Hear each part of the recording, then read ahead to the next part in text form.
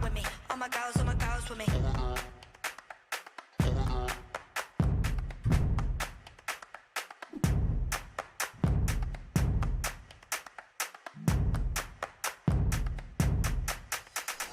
Out towards Chloe Rolly, wonderful step from the Scotland international, gliding away, running away, sprinting away, stunning score!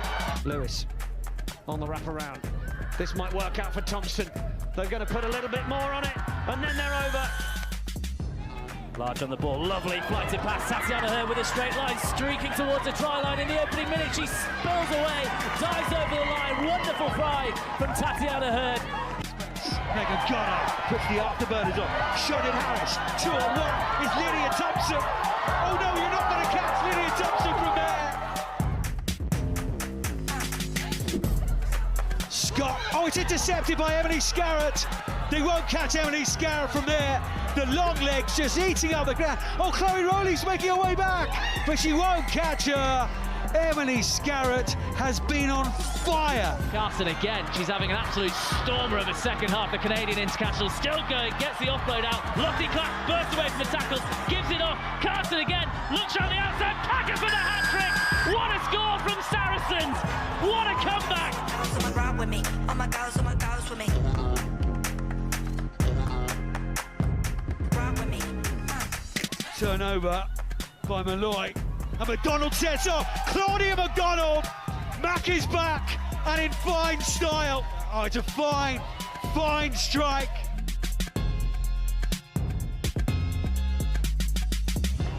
Marston controlling brilliantly. Now Bristol Pack going forward. It's a penalty try. Oh, now there's a gap. Burgess. Ride with me. All my girls with me.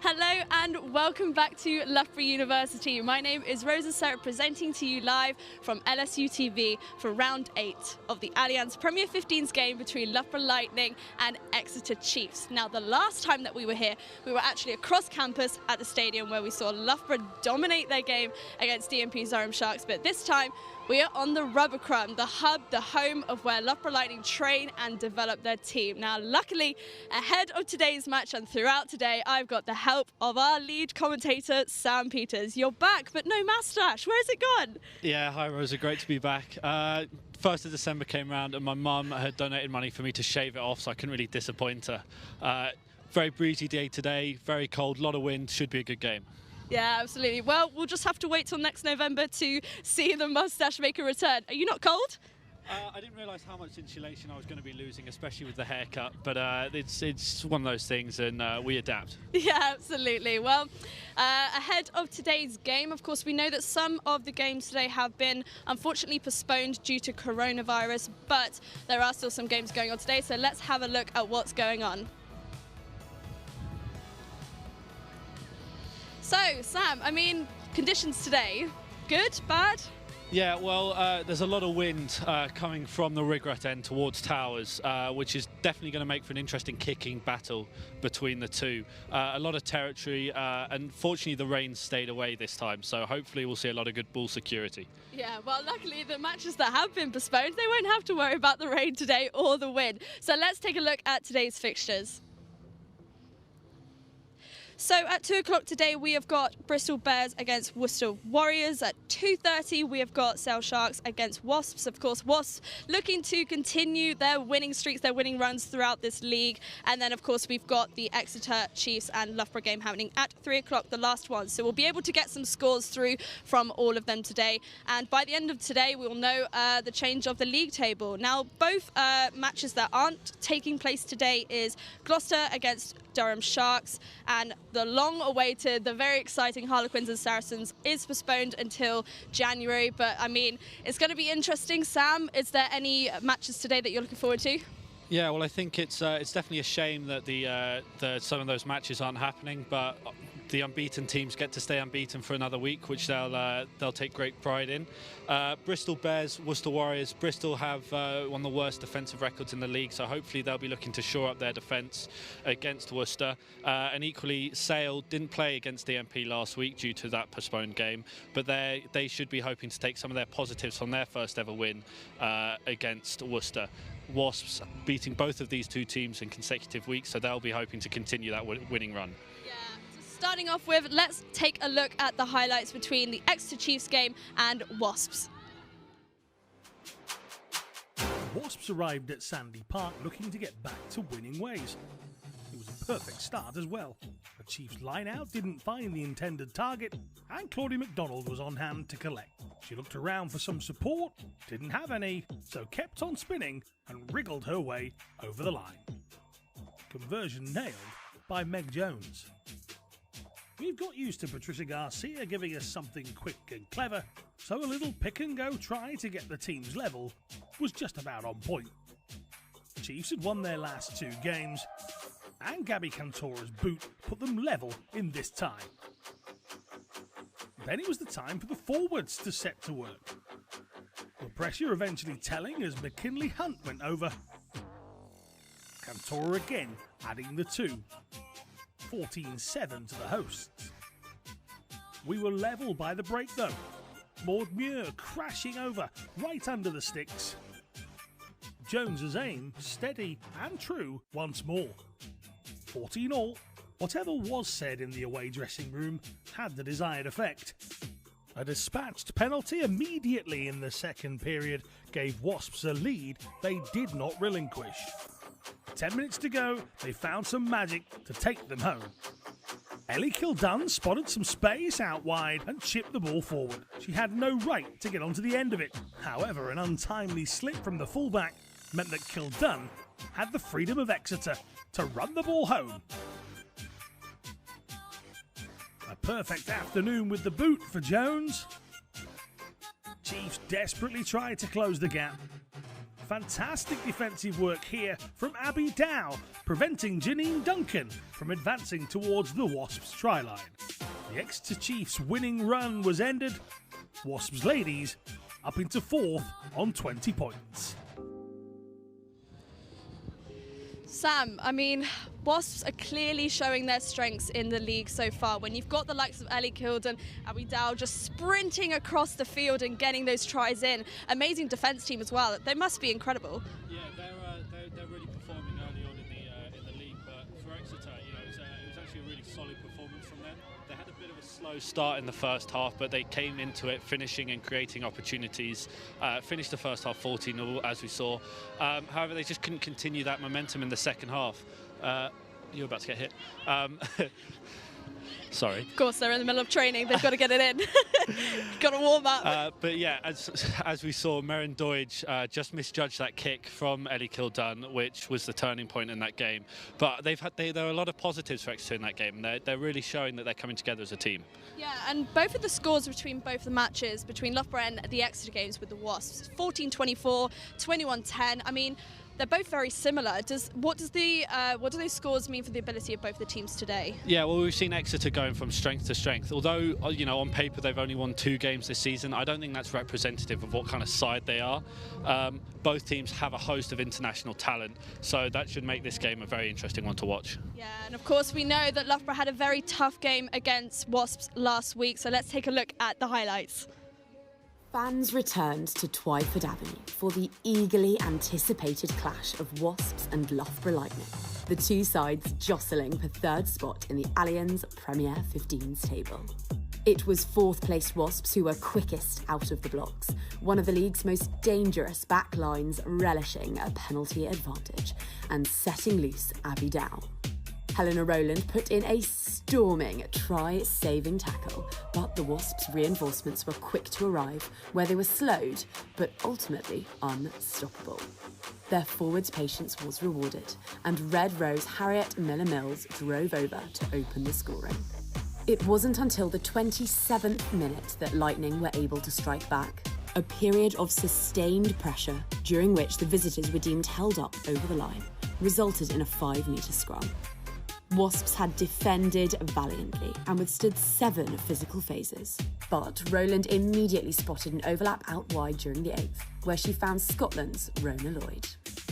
A turnover and then 2 penalties in quick succession saw Loughborough, with just a minute left in the first half, launch their rolling maul off the back of an attacking lineout. Their pack executed ferociously and marched their way over the whitewash and into the lead, as Lark Davies scored her 6th of the season, 10-7 to Lightning at the halfway mark. The tables were immediately turned upon the resumption of play. Loughborough lost possession of their own lineout before Abby Dow was back unlocking the Lightning defence, fending her way down the left wing and finding Ellie Kildunn on the inside, who was immediately away and clear, on the hunt for another Try of the Week accolade.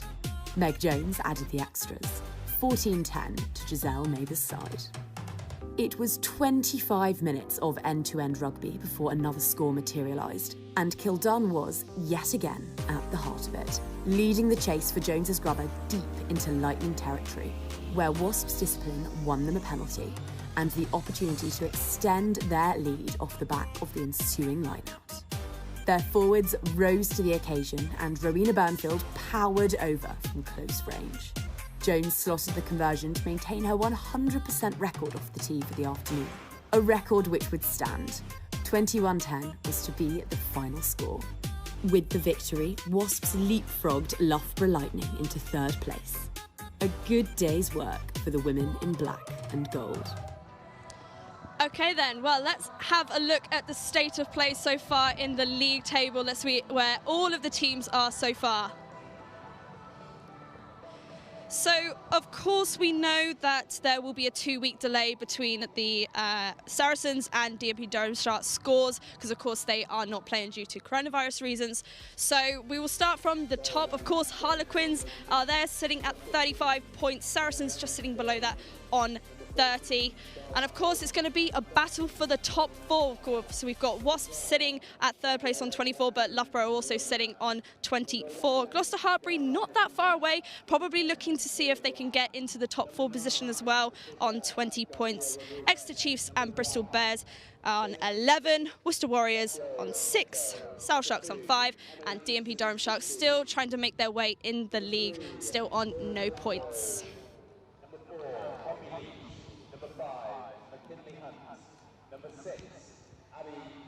Okay, Sam, so in terms of the players today, of course, whoever's going to be running this way, they're going to have an advantage, they're going to have a tailwind. Do you think that they're going to have an advantage for the whole game, considering, you know, second half they could start getting fatigued?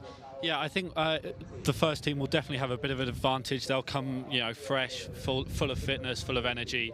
They'll be able to use it, and they know what the conditions are going to be like. There's no saying that this wind may die down at half-time and there'll be no advantage in the second half. So I think it definitely will be something that both captains think about when they're deciding on the ends.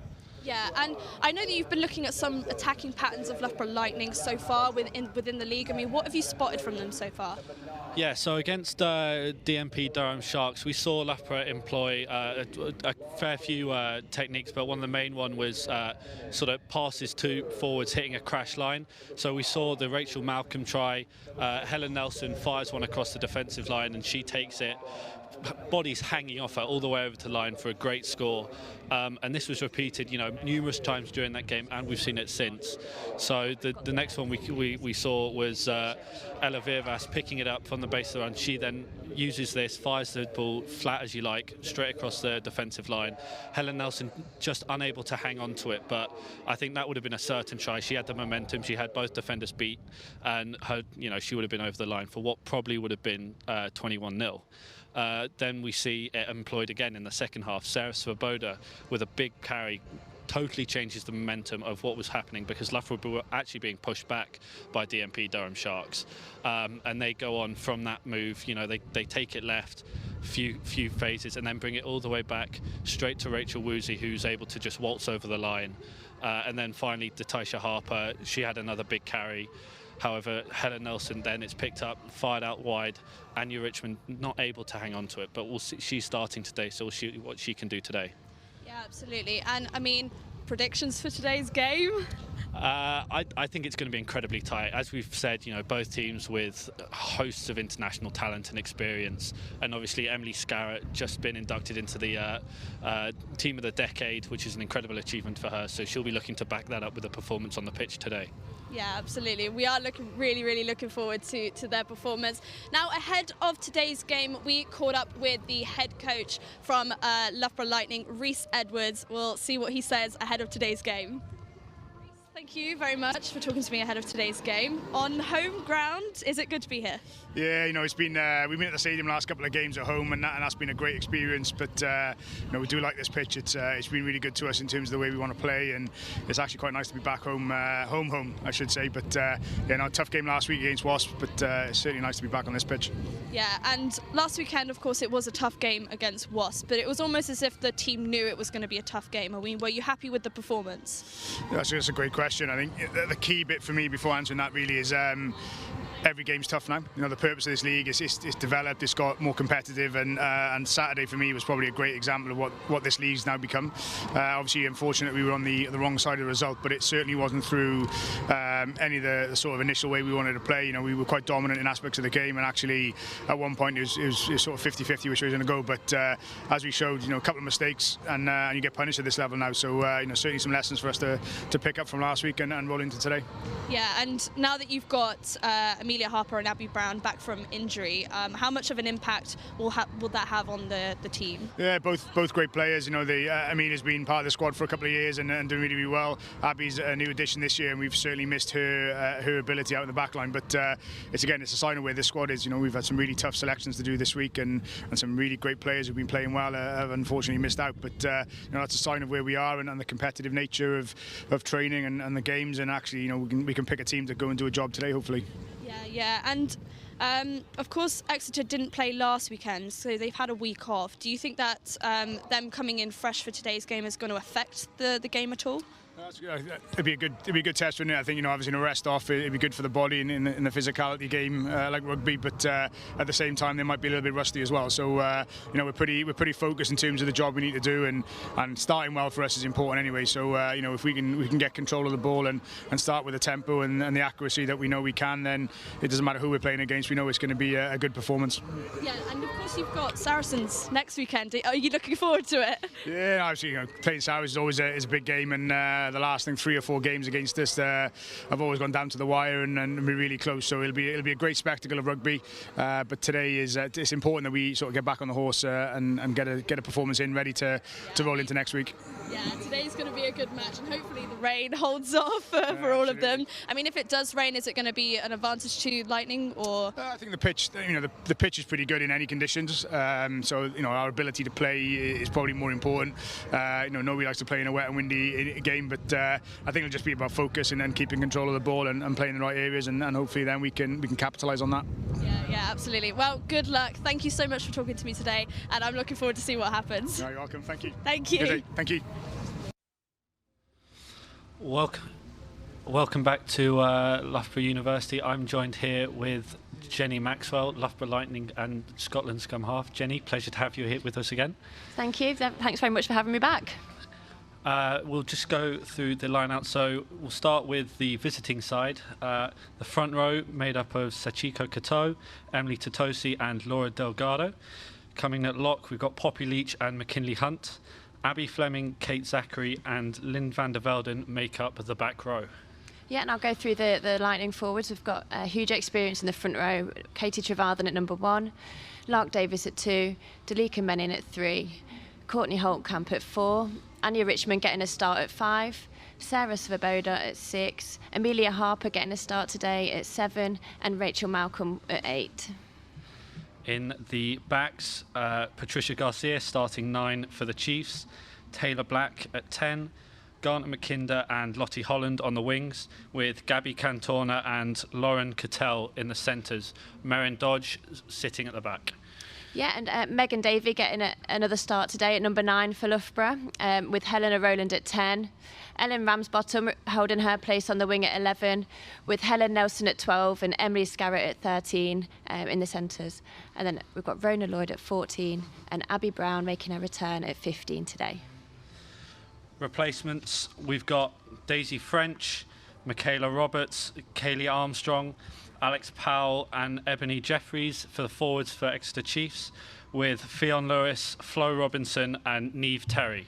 Yeah, and for Lightning, we've got huge strength on the bench as well. Bryony Field at 16, Leah Bartlett at 17, Datisha Harper at 18, Abby Dogood at 19, Becky Noon at 20, Ella Virvas at 21, Emma Hardy at 22 and Isla Alejandro at 23. So we can see there both teams with incredible strength and depth and international talent. A couple of changes for both sides. We see Anya Richmond, Katie Trevarthen and Amelia Harper come in for the forwards, and Abby Brown takes back her standard spot of 15. Is it good to get these players back from injury, or? Absolutely, yeah, always. And yeah, Amelia Harper and Abby Brown coming back from injury is great to see them back. They'll be looking to put their mark on the game today. And Katie Trevarthen starting along with Anya as well. It just goes to show how competitive our squad is at the moment, and everyone's kind of fighting each week for that starting shirt. But it's great, and we're all backing the girls that are wearing the starting 15 today. Mm. And Katie Trevarthen, what a story she's had. She had a severe back injury a couple of years ago that put her out of rugby, and she's come all the way back from that, which is just great to see. Yeah, she's one of the most hard-working people that I think I've ever met, and I'm sure everyone would agree with that. She is a real asset to the team on and off the field, and yeah, she loves her coaching as well. So she's a great head to have on the pitch. Yeah, as you said, she does love her coach. She's Bucks women's rugby coach, but the same can be said for Exeter Chief, with Poppy Leach being the head coach of the women's team there.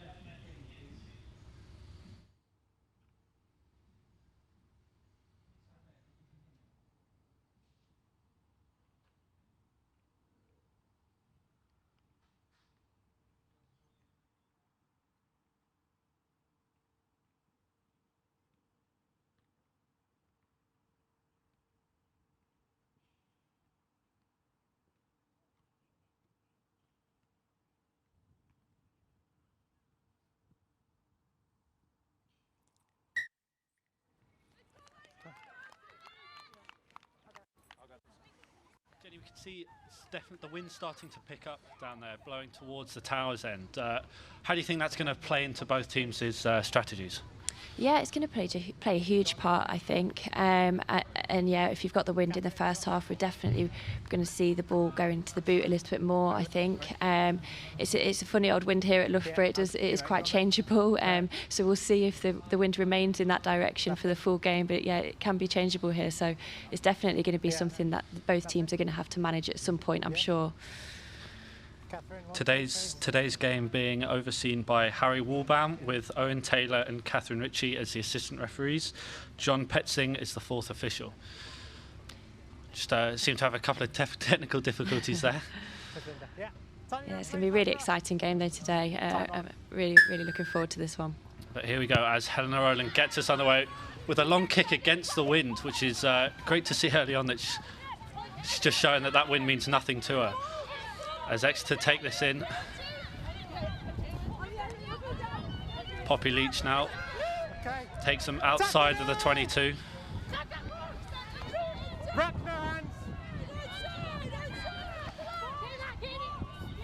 And we're seeing just Exeter getting set for the kicks that you predicted would come early on. And yeah, Patricia Garcia is one of the most experienced players, I'd say. She's a very experienced scrum half. As you say.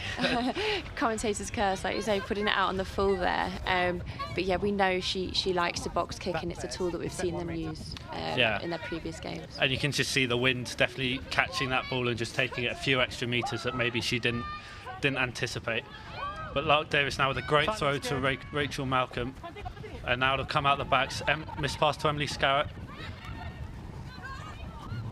And now it's Rona Lloyd with space out wide. She'll take on Maren Deutsch. But the fullback makes a great tackle. And now Loughborough just using the pods to attack here. Backwards, play on. So we see one of those long passes attempted, but just a handling error from Loughborough, which they've made a few in recent weeks. Yeah, it's often those flat balls.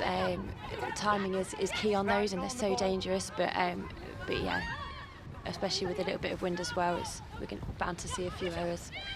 Yeah, as we see there, Loughborough just putting it down again. But attempting those long passes is definitely something that they'll need to think about with this wind, because as strong as it is, you know, that it could just take the ball straight out of their grasp. Yeah, I know that the Lightning Girls will be.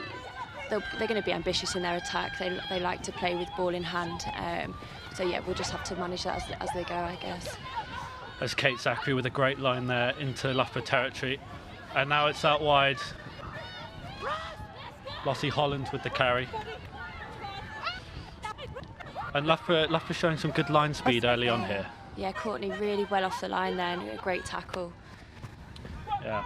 But we're seeing, as we did in recent weeks, Loughborough not really committing anyone to the turnovers early on. Yeah, the breakdown's a real key area, and it's something that we've worked on throughout the week in terms of ball retention in attack.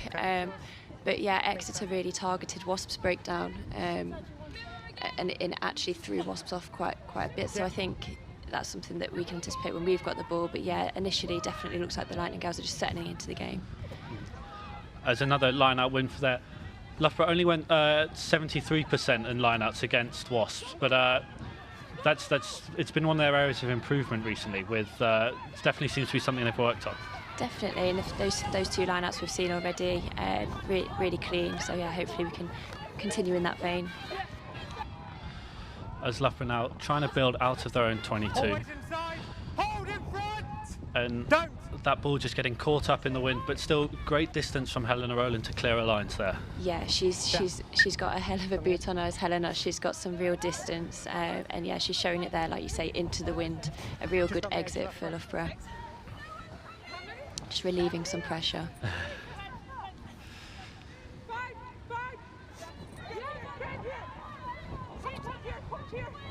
Well, we saw Helena Rowland last week with an excellent try-saving tackle against Wasps, and she's made a few of them already this season.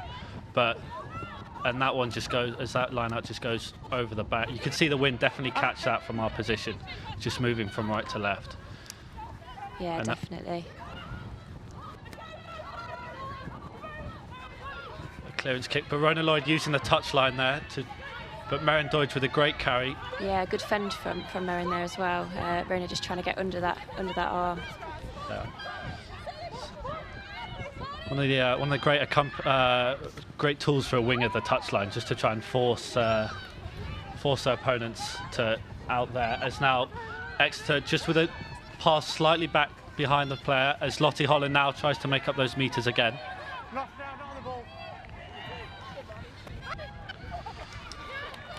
Great collision there. Yeah, really good intent off the line again from Loughborough. Yeah, more of the same. As Lark Davis makes a great challenge.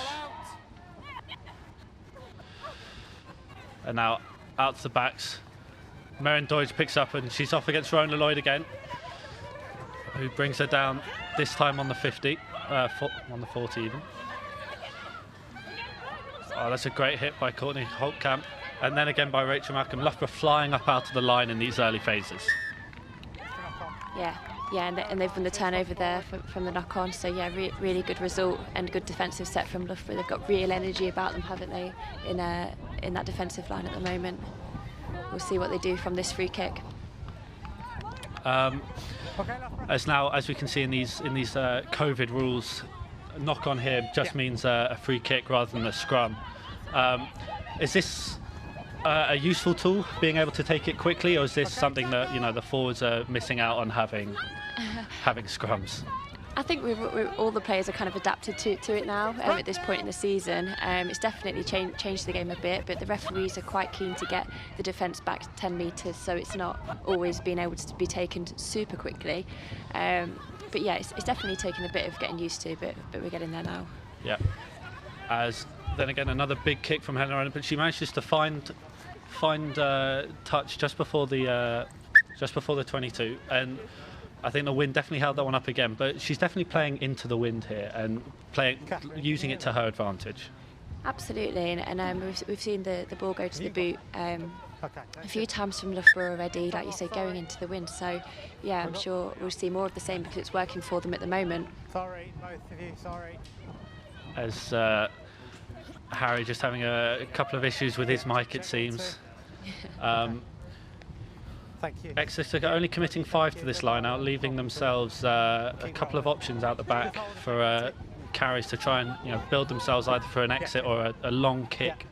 As we can see, Loughborough have 2 players back, just anticipating the change of territory.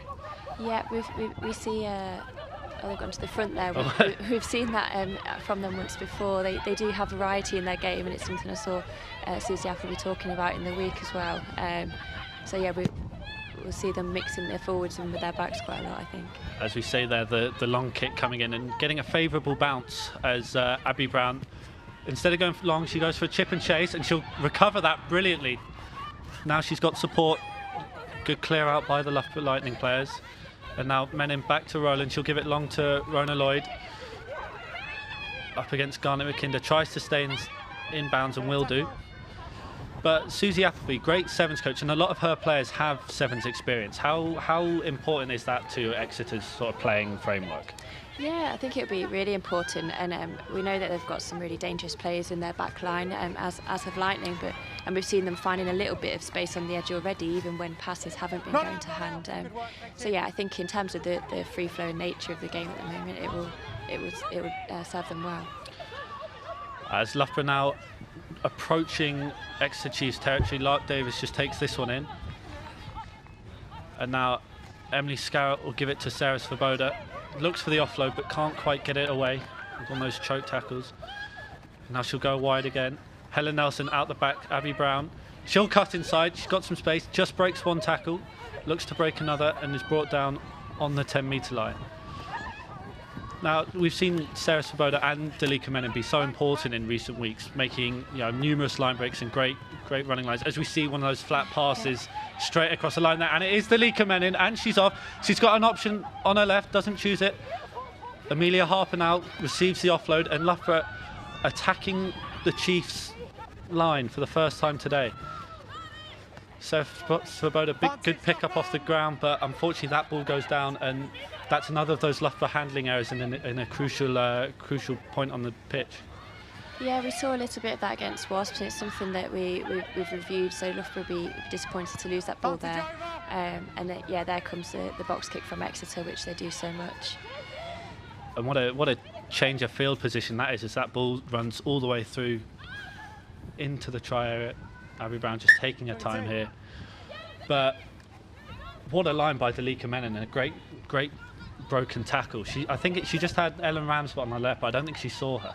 Yeah, she's been fantastic for us, and last week we saw her making line breaks like that against Wasps, and another one there, and she's just so good at picking the line, hitting the ball at pace, and she's so difficult to stop once she gets moving. Like I say, a shame not to get the ball away to the wing, but a great line break from Dalika. as Garnet McKinder covers this catch well and is brought down by captain Rachel Malcolm. Garcia out to Delgado, the two Spaniards linking up there. And now they'll go again. Taylor Black out to Cantona, and there's a broken tackle there by Cattell. But Loughborough on the ball quick, she secured it, and great turnover there by Courtney Holtkamp. Yeah, excellent defensive set from Loughborough as well. I'll be really pleased with that, and hopefully now we can kind of get back down into the Exeter half and be able to retain possession down there for a bit longer. Yeah, Helena Rowland sizing this one up, wondering how much she can actually take out of this before the wind catches it. Lovely little draw on that kick, and that will go out just past the 10-metre line. Yes, yeah, brilliant outcome again, like you say, into the wind. Yeah. And obviously, Rosa and I talked about it pre-game, but Emily Scarrett, player of the decade, or in the team of the decade, sorry. What an achievement for her. Yeah, absolutely incredible achievement and so well deserved. She's an outstanding player, and yeah, there was a few English names in the team alongside her as well. But yeah, really good accolade for Emily. As we see a maul just formed there. Loughborough unable to get the ball, so it'll turn the ball over. But on the Emily Serret front, just getting a bit nostalgic. She was top scorer of 2 Six Nations 2012 and 2017, and a World Cup winner. That's great experience to have in a team. Absolutely, and yeah, she's always got the kind of right things to say on the pitch if things are going well or if they're not. She's so experienced, and she's one of those key players that can help Loughborough problem solve when they need to. Yeah, she brings so much to the team. Yeah. And on the opposite side, we got both Kate Zachary and Lynn van der Velden, both captains of their respective countries. That's some great experience for a new team. Absolutely, yeah, they've got experience from all corners of the globe, haven't they, in the Exeter squad? And yeah, they're really starting to find their feet. So it'll be interesting to see if they can build on their performance against Wasps. As now Exeter choosing to use the hands, and Garnet McKinder receives the missed pass from Taylor Black. And now Kate Zachary taking it in. Good tackle by Malcolm and Harper. As the ref tells her to get hands off as the ruck's already formed. Ball inside to Maren Deutsch, and she's brought down. But Exeter choosing not to use the wind just yet and try their luck on the ground. As we see a flat pass, she's got someone outside, and she's making some metres there. Yeah, Lightning defence just got a little bit tight there, didn't they? They had a few hard carries inside ball. As Garnet McKinder makes a break, she looks for the offload, but Abby Brown wraps her up brilliantly, stopping that what may have been a certain try on the wing there. As there we see Anya Richard being deemed to steal that one illegally, but great passage of play for Exeter Chiefs there. Yeah, really good from Exeter there. They, like you said before, they managed to find some space on that edge. Lightning defence just got a little bit tight. I think that was due to the hard carries in the midfield from Exeter, so we're having to step in there. So that'll be something that Loughborough will be looking to rectify, but yeah, great passage of play from Exeter. Yeah, like you say, Loughborough just being caught with being sucked into the breakdown, allowing those numbers wide. But now we'll see an Exeter line out on the 5-metre line. Emily Totosi to send this one in, ex-Loughborough player. As they go for a slight miscommunication, missed the jumper but not straight, and a let off for Loughborough there. Absolutely, yeah, and that's kind of some of the enforced areas that we see coming into the game sometimes, and yeah, there's a kind of a high pressure line out there. But yeah, signs of a new squad maybe that are still finding their feet in these sort of tactical situations. But Loughborough now on their own 5-metre line. It's going to be a tough exit, especially with the wind in their face. As now we're having a water break. Yeah, it is going to be a tough exit, definitely. It'll be interesting to see what options they decide to take. It's definitely an important scrum in the game. And will this be our first scrum of the game? No, second. Second scrum. Yeah, second scrum. So yeah, be really interesting to see what options Lightning choose to take from this scrum.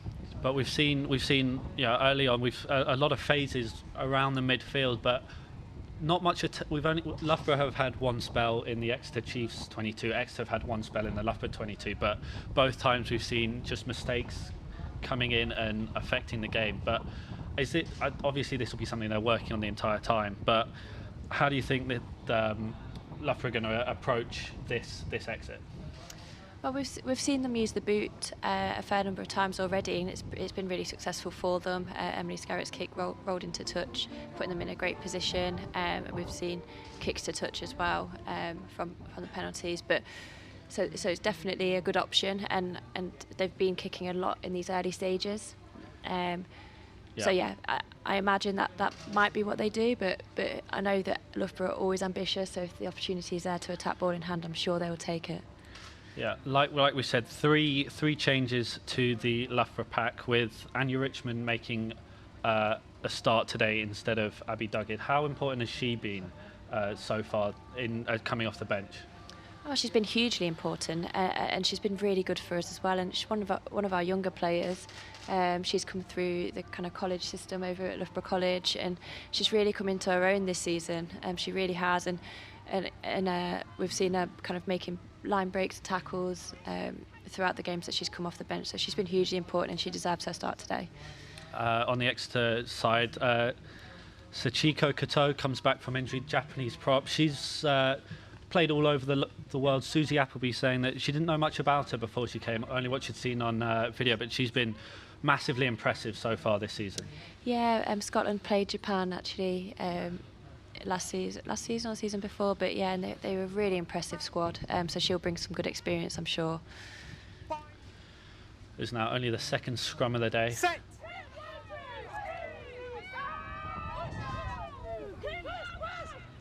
Rather even scrum, which is good to see in this position. Yeah, real parity there. And Helen Nelson looking to try and break the line, and she makes a few metres before being brought down. And now Helena Rowland with a kick straight down Maren Deutsch's throat, and she'll bring it up into the Loughborough 22 before being brought down by Courtney Holtkamp. And now Garcia out to Black. McKinder goes to Kate Zachary, and that's just lost forward. But now Rona Lloyd, and Rona Lloyd's off. She's found a gap. Maren Deutsch chasing her down, and will just bring her down just into touch before the 50. But a handling error for Exeter's Chief that Rona Lloyd's pounced on. Yeah, and that's one way to exit, isn't it? So yeah, the kick kind of went straight to the Exeter back three players. But yeah, a turnover and a gap exploited, and Rona's made some metres, so she'll be pleased with that. And Rona Lloyd's such a dangerous player. He's got such pace on the wing that one broken tackle, and we've just seen, what Exeter Chiefs were challenging, and suddenly now they're back 50 metres. Yeah, absolutely. Yeah, she's such a dangerous player, ball in hand, as all of our back three players are at Loughborough. This ball now goes to the back, but it's stolen by Lightning. Pass from Rachel Malcolm to Meg Davey, not quite what she anticipated. But a high tackle brings relief for the Lightning players. And Jenny, no turnovers from line-outs for Lightning last week. We've already got one in the first half. Yeah, really, really good line-out defence there from Loughborough. The forwards will be really pleased with that. They've been working super hard on their line-outs throughout the week, so great outcome. And those are the sorts of things that really start to build momentum in a game. We've got the turnover and the line break from Rona, which she got put into touch, but yeah, turnover at the line-out, and then we put boot to ball again. So they're the sorts of things that will start to build momentum. And Lightning looking to capitalise us with a line out on the Chiefs 10-metre line. And the wind just playing a part of that one, starting off straight but just being pushed away. Yeah, again, I spoke too soon, didn't I? Saying that the momentum was building, but yeah, and that's the sort of thing that will stifle it. But no, unfortunate, but it definitely, like you say, it's a bit breezy out there. Yeah, one that the referee will definitely, I think, he'll be looking at throughout the game, maybe becoming slightly more lenient as conditions worsen or these throws become improved. But now Exeter with the third scrum, and we've already overtaken the average for scrums in the 20th minute here. As it was a fairly even scrum on the Loughborough 5, and now Exeter with a good scrum. They're going to win this. They're looking to go forward. And Van der Velden out to Garcia, who will hit Cantona on the crash line. But now they're going quick. Taylor Black looking inside, and she gives it. And now Exeter Chiefs up to the Loughborough 10-metre line. Poppy Leach with a great pick-up off her boots.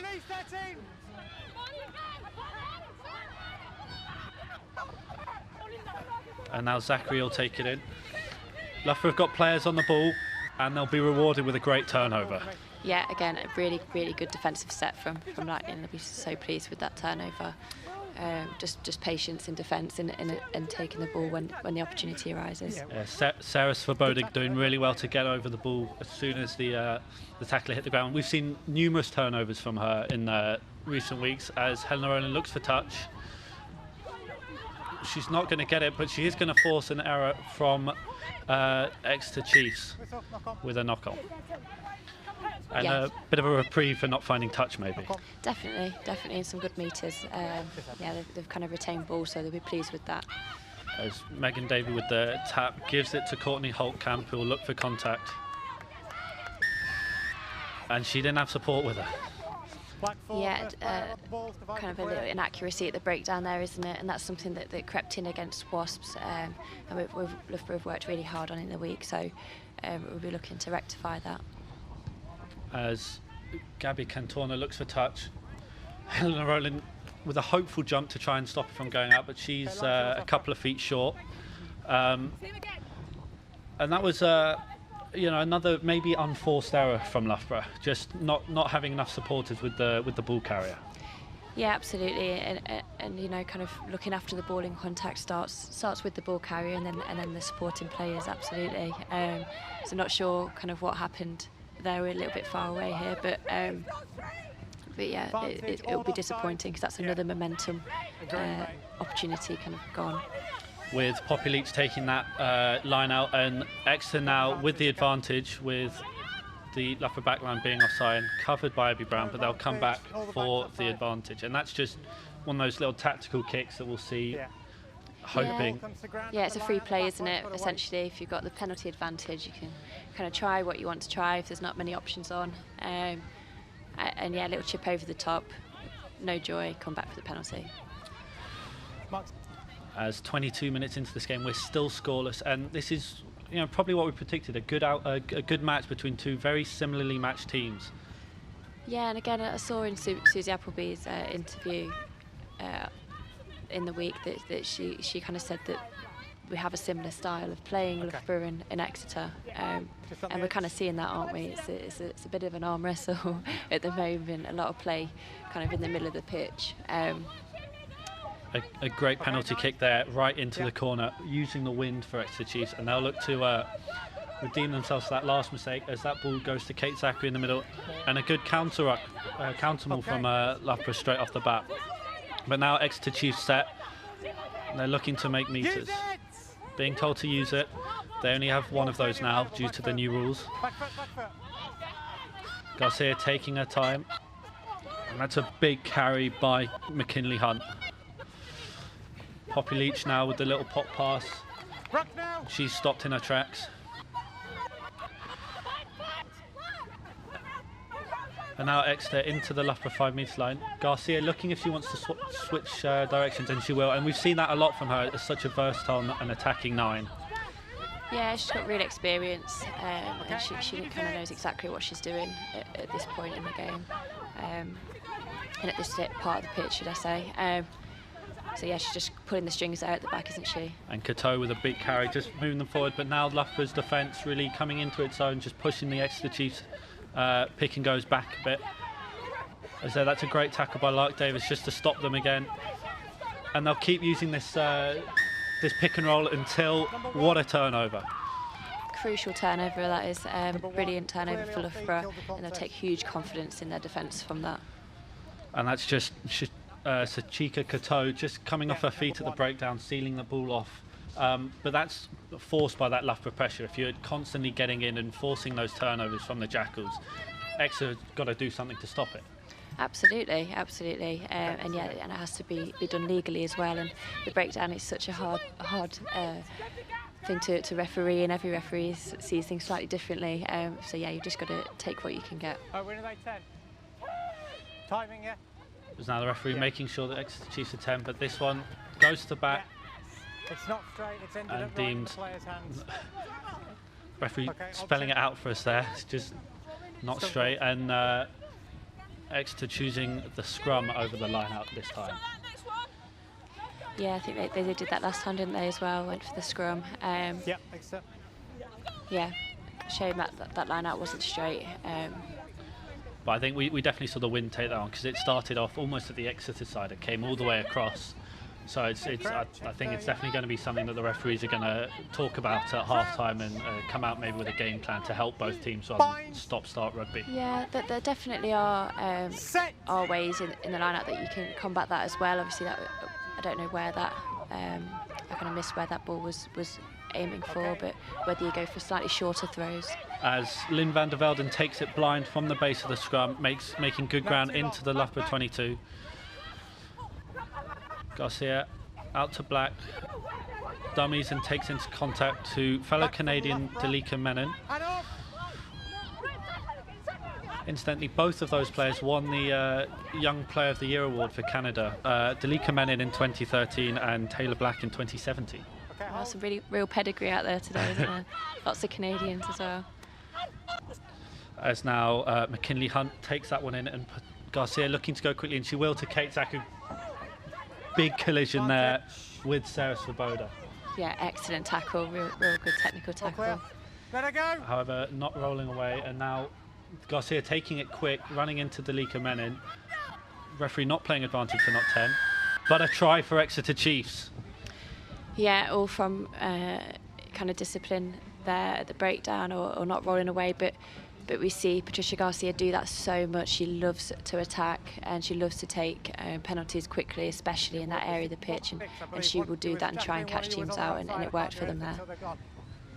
Yeah, and we're seeing there Patricia Garcia, that's not the first try she scored from going from the base of the ruck or from a quick penalty, but that's got to be something that she's definitely learned from maybe Sevens, just that high pace of play just coming into its own there. That's it, and the penalty is given, and sometimes players might kind of take a second there, and actually it's a really good opportunity to catch teams out, and she's so good at it, kind of running at the retreating defenders, because they can't tackle you until you're back 10 metres, tackle her till they're back 10 metres. So yeah, really smart move from her. And Gabby Cantona lining this one up. She's been fairly consistent off the tee so far this year, going at 70%, and this one right in front of the posts.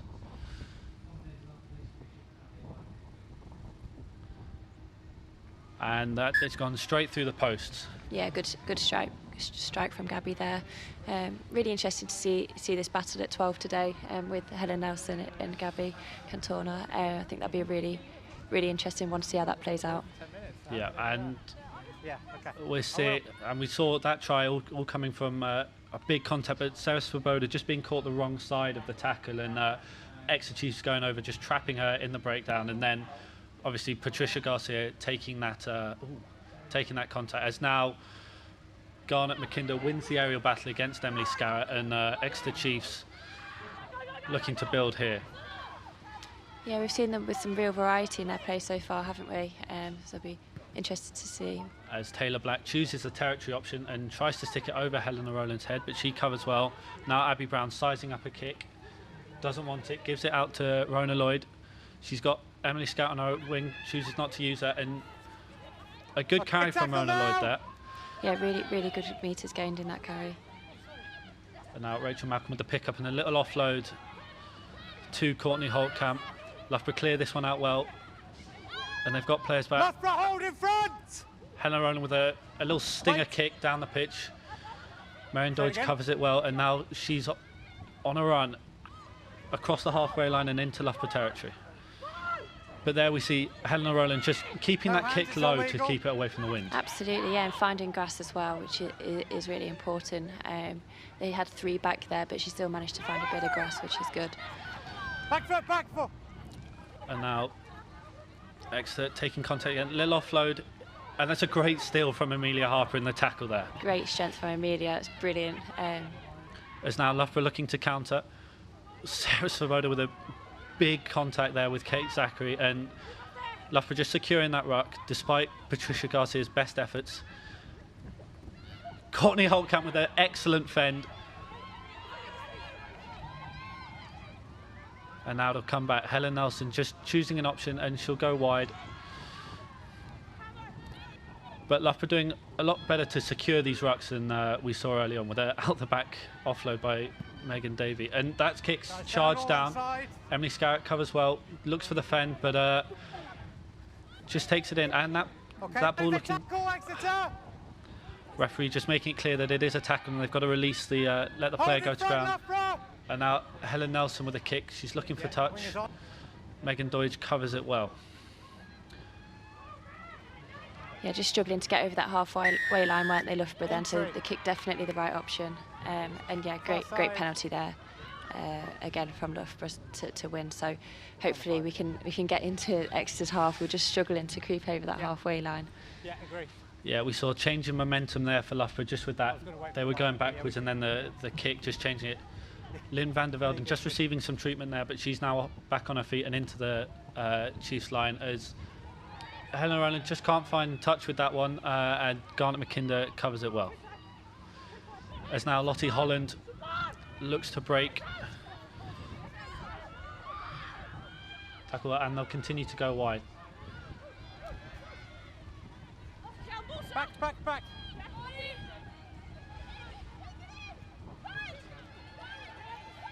As now the Exeter Chiefs forwards just keeping it in hand. And that's a great heads-up play by the Lightning players there. Absolutely, Exeter just taking their time there to kind of choose their option, but actually the ball was available and the players had kind of gone to ground. So, yeah, great turnover at the breakdown again, and we've seen quite a few of those from Loughborough already this game, so it's fantastic. Anya Richmond there, just getting her hands on the ball, and Helen Nelson making no mistake this time, firing that ball into touch inside the Exeter Chiefs 22. And this only the second time we've seen Lightning in the Chiefs 22. Yeah, we're going to need some real patience now. I think the last time we got down here, we lost the ball quite quickly. So yeah, some real patience, and hopefully we'll see some phases build. As now Loughborough looking to shore up their line-up. They'll go to the front this time to... As I say that, I was about to say avoid the wind, but that one's not straight. And the referee just calling Rachel Malcolm in for a quick chat. Straight, clearly outside shoulder. What I don't want is this player here raising her arms at me like this at the decision. So you speak to her, it's going to be a scrum or a line out. Option, scrum. Yeah, it's a couple of not straights for Loughborough there, and also Exeter have had a few of their own as well. So we can only think it is the Winlark is so consistent at the line out, and she's a great hooker. So yeah, they'll be just looking to kind of problem solve there as best as we can, but elements definitely coming into play. Yeah, Loughborough Lightning winning 13 line-outs last weekend, and referee Harry Walbaum just laying down the law there, making it very clear that he's in charge of this contest and not the players. Maybe a slight ode to Nigel Owens, who retired from international rugby yesterday. Absolutely, definitely laying the law down as Nigel would. Okay, Exeter, use it! As Exeter being told to use it, they'll go blind again with Lynn van der Velden, and that's a good tackle by the Lightning defenders. Back. And now Exeter keeping it in the forwards' hands. A big tackle by Lightning, just taking them back behind the line again.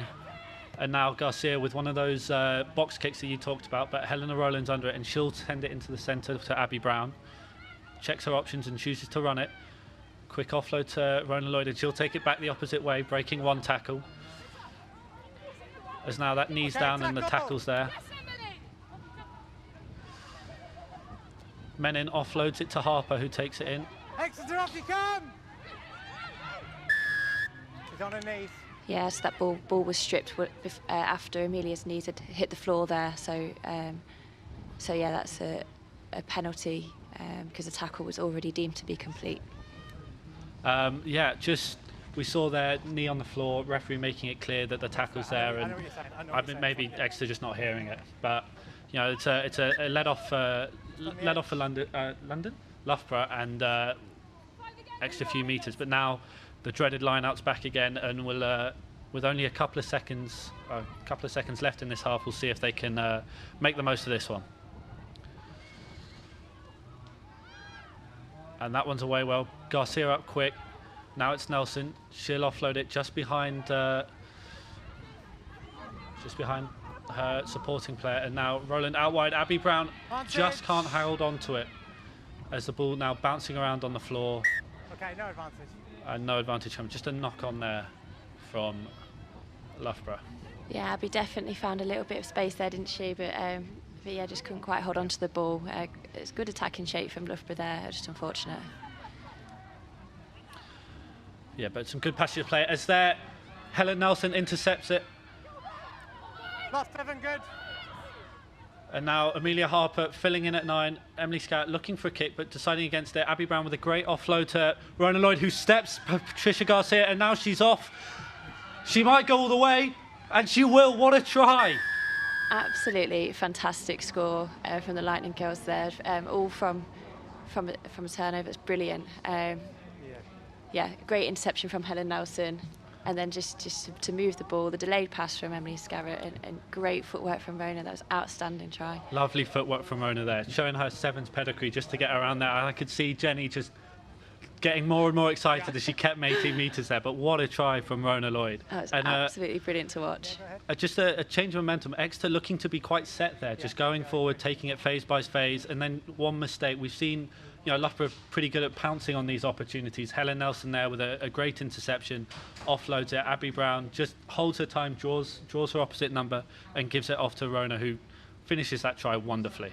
Yeah, outstanding. And Patricia Garcia's got some feet of her own, and yeah, Rona kind of turned her inside out there, so that was brilliant to watch. But yeah, Lightning love to counter-attack.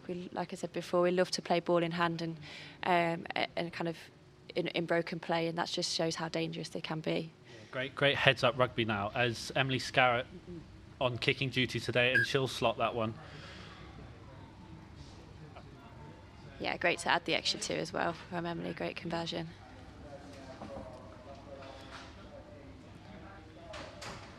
And yeah, time enough just for another restart, but we'll see how long. The clock on the pitch only showing 15 seconds left, but we don't know how often the ref stopped his watch, so we'll see how long he's decided he's got left. But it'll be Taylor Black to restart for Exeter Chiefs. And the scoreline 7-7, that's, I'd say, very representative of how this match has gone. Oh, absolutely. I'd completely agree. Advantage, knock on. As the ball just goes forward there, spilled forward by Loughborough from that kick, and Patricia Garcia now looking to go quickly. They go quick hands out the back. Okay. Merrin Deutsch takes this up. Yeah, no advantage, we'll go back. Ref deciding no advantage, and they'll come all the way back for an Exeter Chiefs free kick. Yeah, Exeter will be definitely trying to get something out of these remaining minutes or seconds. So we'll see what they've got on this free kick. Cheers. Yeah, sorry. It is last play, okay? Referee just indicating last play here, so Exeter deciding they want to play it in the hands of Laura Delgado. And now Black just misses her intended target, and Rona Lloyd will get a boot on it. Garnet McKinder covers, and Exeter looking to go again with no indication of wanting to kick this one out and just see the half out. Never supported body weight, clearly onto the ground. Yeah, referee deemed Sarah Svoboda to be off her feet there. She actually had her feet very wide. It's quite difficult to tell. I think she was on the ball, but yeah, deemed to be off her feet. It's quite a clear picture for the ref when the players' shoulders are below their hips, which is what we saw there. As Exeter Chief deciding that they're going to give this one a go, and with the wind, you wouldn't put it past her, would you? No, yeah, really good decision with the wind behind you, like you say. So yeah, we'll see if she got the distance for this one.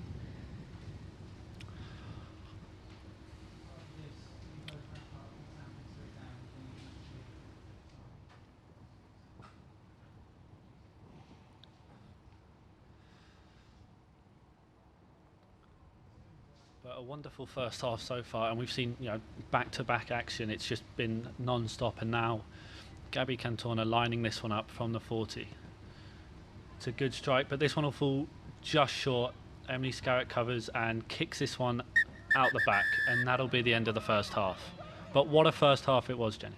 Absolutely, it's been a brilliant first half, really competitive in all elements. A scoreboard 7-7, which, like you say, is really good representation of what's happening.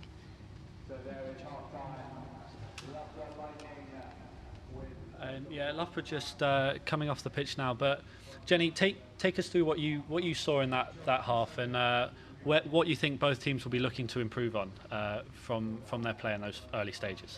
Yeah, we've seen, like I said before, a really equal battle in a lot of areas in terms of ball in hand. A few mistakes creeping in from both teams, but we've seen real variety in both teams in the way that they're attacking. So Exeter have been moving the ball wide, they've been putting the ball to the boot, and then they've had little inside balls as well, which have just been checking the Loughborough defence. But equally on Loughborough's side, we've used the ball to the boot quite a number of times, and defence, we've had some great turnovers at the breakdown, so we'll be looking to do more of the same and put some real pressure on in defence. Hopefully in the second half Loughborough will be able to utilise that wind a little bit as Exeter did. I'm sure both teams in the second half will be wanting to kind of tighten up on their line-outs. We've seen a few not straights being called, but that, like we said, we think is due to the wind.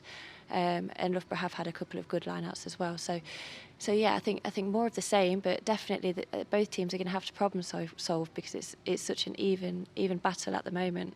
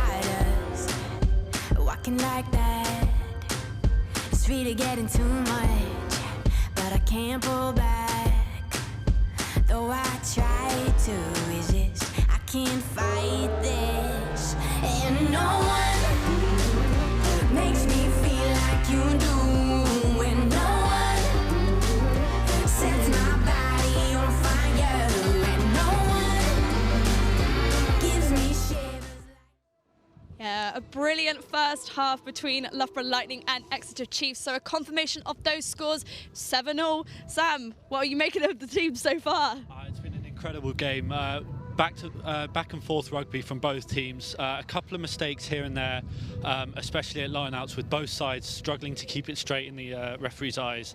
But we've seen some really attacking heads-up rugby, both from Patricia Garcia for that quick tap-and-go penalty, and then Rona Lloyd right at the end there for a brilliant try.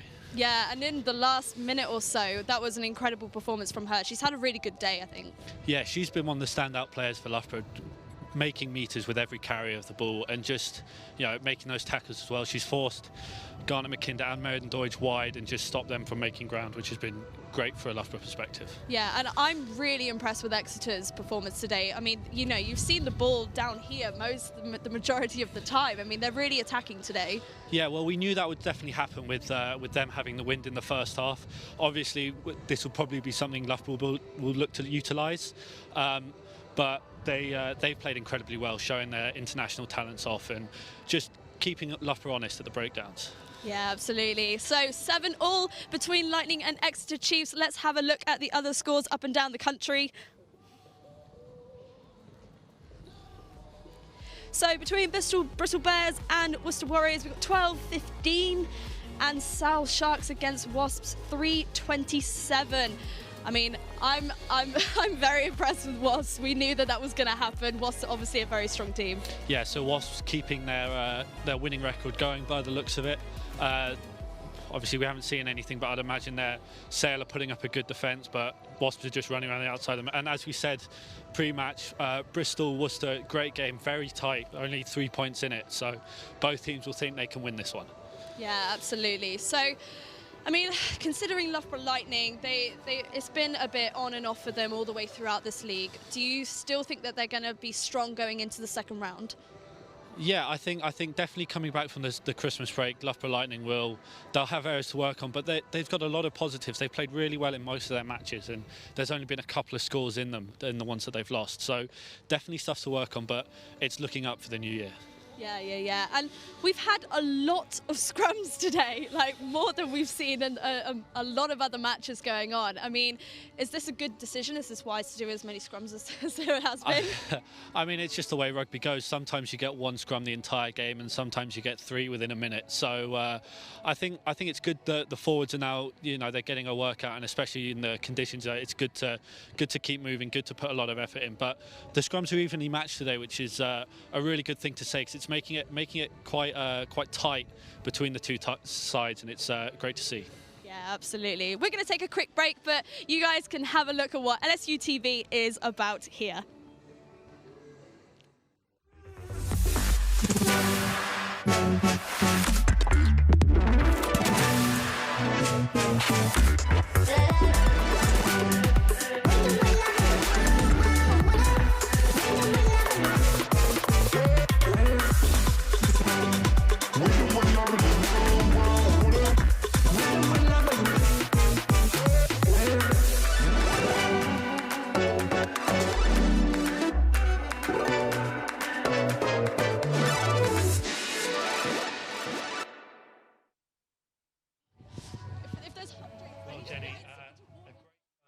With standout performances from both sides, but let's have a look at that Patricia Garcia try. Yeah, we're just watching the VT now, but yeah, you can see here she's really in control. Exeter just playing through the phases. We've seen some good line-outs from Loughborough as well. Some good handling out wide. But the Loughborough, the line-out definitely a cause, maybe a cause for concern for both teams, or is it just chalking it down to the weather? Yeah, I think so, and we've seen Lightning execute some good line-outs, so it's definitely something that we can do, and yeah, it's just problem solving a little bit, trying to account for that wind, but it is difficult when the wind is swirling like that. Yeah, and going back to that Patricia Garcia side, just a slight mistake from Serret Svoboda, but great heads-up rugby from Patricia Garcia. Absolutely, and we've touched on it before. It's something that she does very well. She kind of takes her opportunity, because if the referee brings her back, then it's kind of no blood loss. That's fine. But yeah, the opportunity, she took it, and it was a great score for them. And we saw her utilising those box kicks, like you said pre-game that she would. But Loughborough making it look easy playing against the wind. A lot of good kicks, clearing their lines. And is this something that Exeter might struggle with playing against the wind, or do you think they'll have similar success? They've got some experienced kickers, and they've kicked out of hand and from the box kick as well. So I'm sure we'll see them trying to. It'll be interesting to see if the wind picks up any more. That might become difficult, but yeah, we'll see. I'm sure they'll be able to adapt for that with a little bit of lower kicks, maybe instead of those box kicks. Yeah, and it would be remiss if we didn't talk about that Rona Lloyd try. What great heads-up rugby by Loughborough. Absolutely, yeah. And like I said before, we love to play in broken field and counter-attack, and that was just a really good example from that of that. And Helen Nelson jumping on that kind of floating pass, kept the ball alive, all the kind of through multiple players' hands, and yeah, great footwork from Rona to finish. And I think equally important as that lovely little step from Rona is Abby Brown drawing her opposite number, just to create that space for Rona to find that gap and just accelerate away. Definitely, and in the run up to that, or just before that as well, sort of Emily Serret shaping to kick, didn't kick, that held a defender, ball to Abby Brown, she delayed the pass again, yeah, and put Rona in a bit of space, and we all know that she only needs a little bit to get going, so yeah, brilliant finish. But the second half, teams switching ends. Obviously, the the territory will change. Do you think we're going to see, like we did this half with Exeter, basically camped in the Loughborough half? Do you think it'll be the same, except vice versa this time? I think it could be, and I think a lot of the play in that first half was right in the middle of the pitch, wasn't it, in front of us where we're sat at the moment. So it'll be, I'm sure Loughborough will be wanting to spend more time in the Exeter 22, and hopefully they can use the wind to their advantage to do that. And as Rosa took us through games in the other half, a tight game between Bristol and Worcester. Very, very tight game. I was keeping my eye on the live feed for that, and yeah, it was 0-0 for a while, and Worcester scored first, and then but yeah, sounded like it was really tight all the way through, and it finished tight as well. And Wasps just showing their class again, with starting to run away with it a bit, but I think that was to be expected. Yeah, I think so, and they will take huge confidence from the win against Loughborough last week. So yeah, it's just they look like they're growing in confidence, and I'm sure that there's more to come from them as well. But in this game, Loughborough Exeter 7-7, and we saw the kicking game for both sides. It's been a lot more clinical this week than maybe we've seen in previous weeks from them, with a lot of their kicks finding grass and just testing the back three. Definitely, and I just think it brings a variety to the game, because both sides have used kicks, and it means that you have to defend that backfield, and that might change the picture in the front line defence as well. So yeah, it's really good to see, and you kind of put the ball in behind, and then you can play it through the hands if the space is there as well. So yeah, really accurate with boots of ball at the moment, which is great. But that big turnover coming from Helen Nelson, and Helen Nelson, you've played with her at Scotland. She's had 29 caps, but she was also part of the Scottish Alpine ski team from 2009 to 2012, which is an interesting stat. She was. 2012 seems quite a long time ago now, doesn't it? But we do still ask her about that. Yeah, she's really talented skier, just an all-round athlete. So she grew up in Glencoe in the hills in Scotland. So lots of snow, as you can imagine. Yeah. I think her dad's a mountaineer, so. Yeah, really good. But I'm glad that she's changed to rugby, because she's great to have around, and she's such a talented rugby player. She's probably used to the conditions that they're seeing out there at the moment, which is the heavy winds and biting cold. All of the Scotland players get that. You must be used to this, but it's still cold. It's still very cold. Yeah, we're just going to go to a quick break, and we'll see you the other side.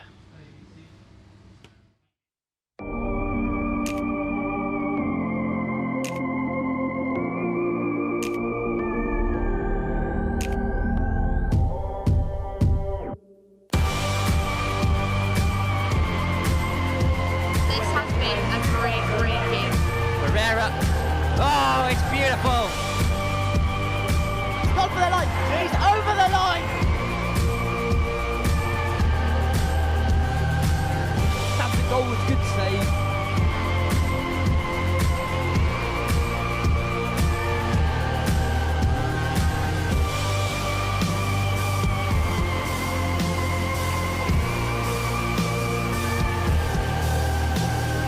And that is another try for Loughborough. That is another try for England.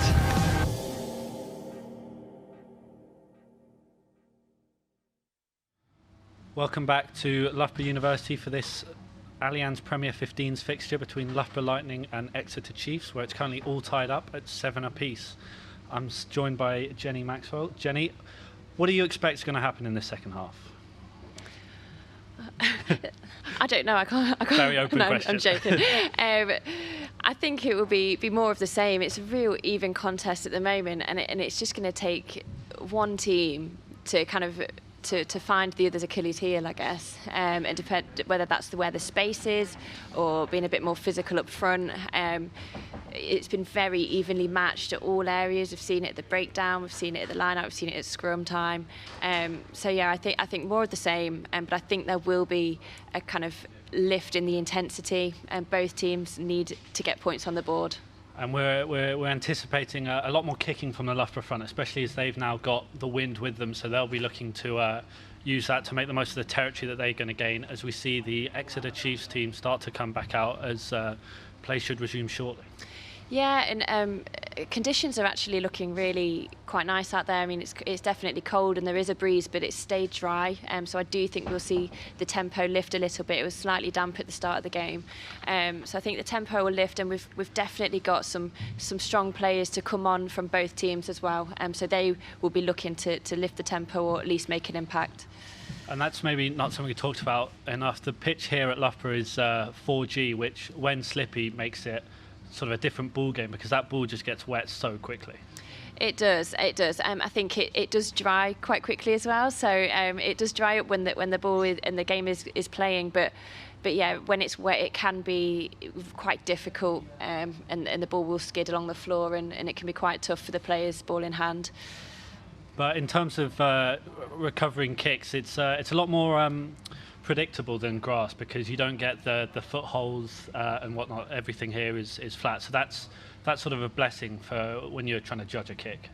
Very true. You often see though the ball will pick up some real pace or kind of speed as it bounces across the ground. So if you don't gather the ball quickly, it can be quite difficult. As both teams now on the field getting set to kick off this second half.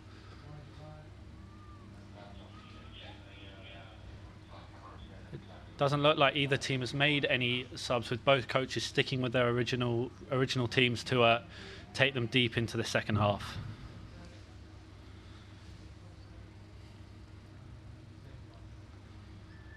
As Taylor Black gets us underway. Ellen Ramsbottom covering that kick and immediately being swallowed up. Lark Davis with a carry into contact, makes a few metres before being brought down, and now Loughborough look to exit.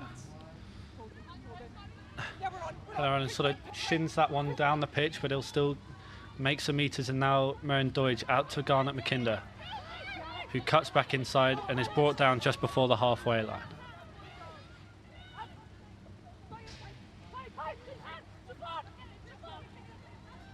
And that's out Merrin Deutsch on the wing, up against Helen Ronan, who will just use that touchline really well to her advantage and force her out.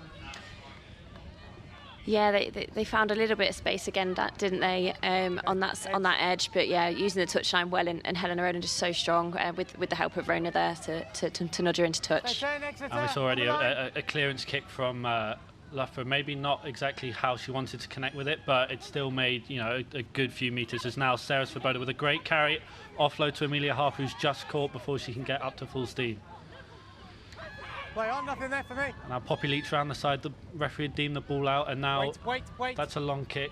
Okay, wingers on. Merrin Deutsch judges this one well, and covers it just before her 22, and now she'll stick one back. As now Abby Brown thinks about kicking and decides better of it. She wants to run. She's got Ellen Ramsbottom outside, doesn't use her, brought down by Lottie Holland on the Chiefs 40. And now it comes out Delika Menon with a hard line, and she's found a gap. She's got Lark Davis on her outside, doesn't use her, being brought down just before the Chiefs 22, but a great change in momentum. Yeah, great line break from Delika again there, isn't it? Just doing what she does so well, and I think the right decision to hold on to the ball just before the 22. We don't need to force that here. Yeah, it's now Loughborough using the forwards just to gain ground. They'll come out. And another great offload. Rachel Malcolm breaking tackles, making yards, and now it's another offload. Just down before the Chiefs 5.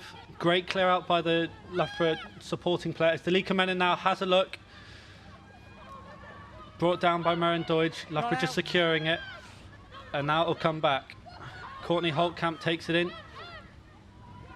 Cleared out well, and now Rachel Malcolm now into the Chiefs 5, and Loughborough go quickly. Megan Davey looks to dummy, but Exeter Chiefs aren't fooled by that one. Okay, count is good, all still available. As Exeter Chiefs with the clear out, just disrupting that set pick and go that Loughborough look to be using. Now Rachel Malcolm. Arrive up! Another metre made. As they inch ever closer to the line. Hands up too, hands up. Good It'll work. be Amelia Harper to take this one. Still going, brought down just before the line, and Loughborough No advantage offside. have advantage for offside, but they won't need it. Great work try by the forwards, just patient, keep going, and finally a breakthrough. Absolutely. Like you say, the key word there is patience, and we saw Loughborough working their way up the field, and from the line break from Delika, just deciding to hold on to that ball, keeping possession and building the phases, and yeah, really strong finish from the girls there. Yeah, Delika Menin with yet another line break that we've seen her do time and time again this season, and just the momentum. Loughborough looked to be slowing down there, but one carry and suddenly it all changes. That's it, and she picks her line and she runs it hard, and yeah, she a soft shoulder. I will put my money on Delika every time.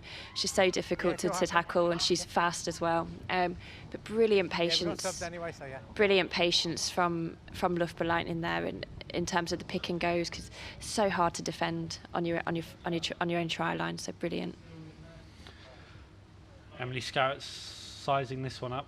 Loughborough have a player down, just receiving some treatment on the Exeter 5 metre line.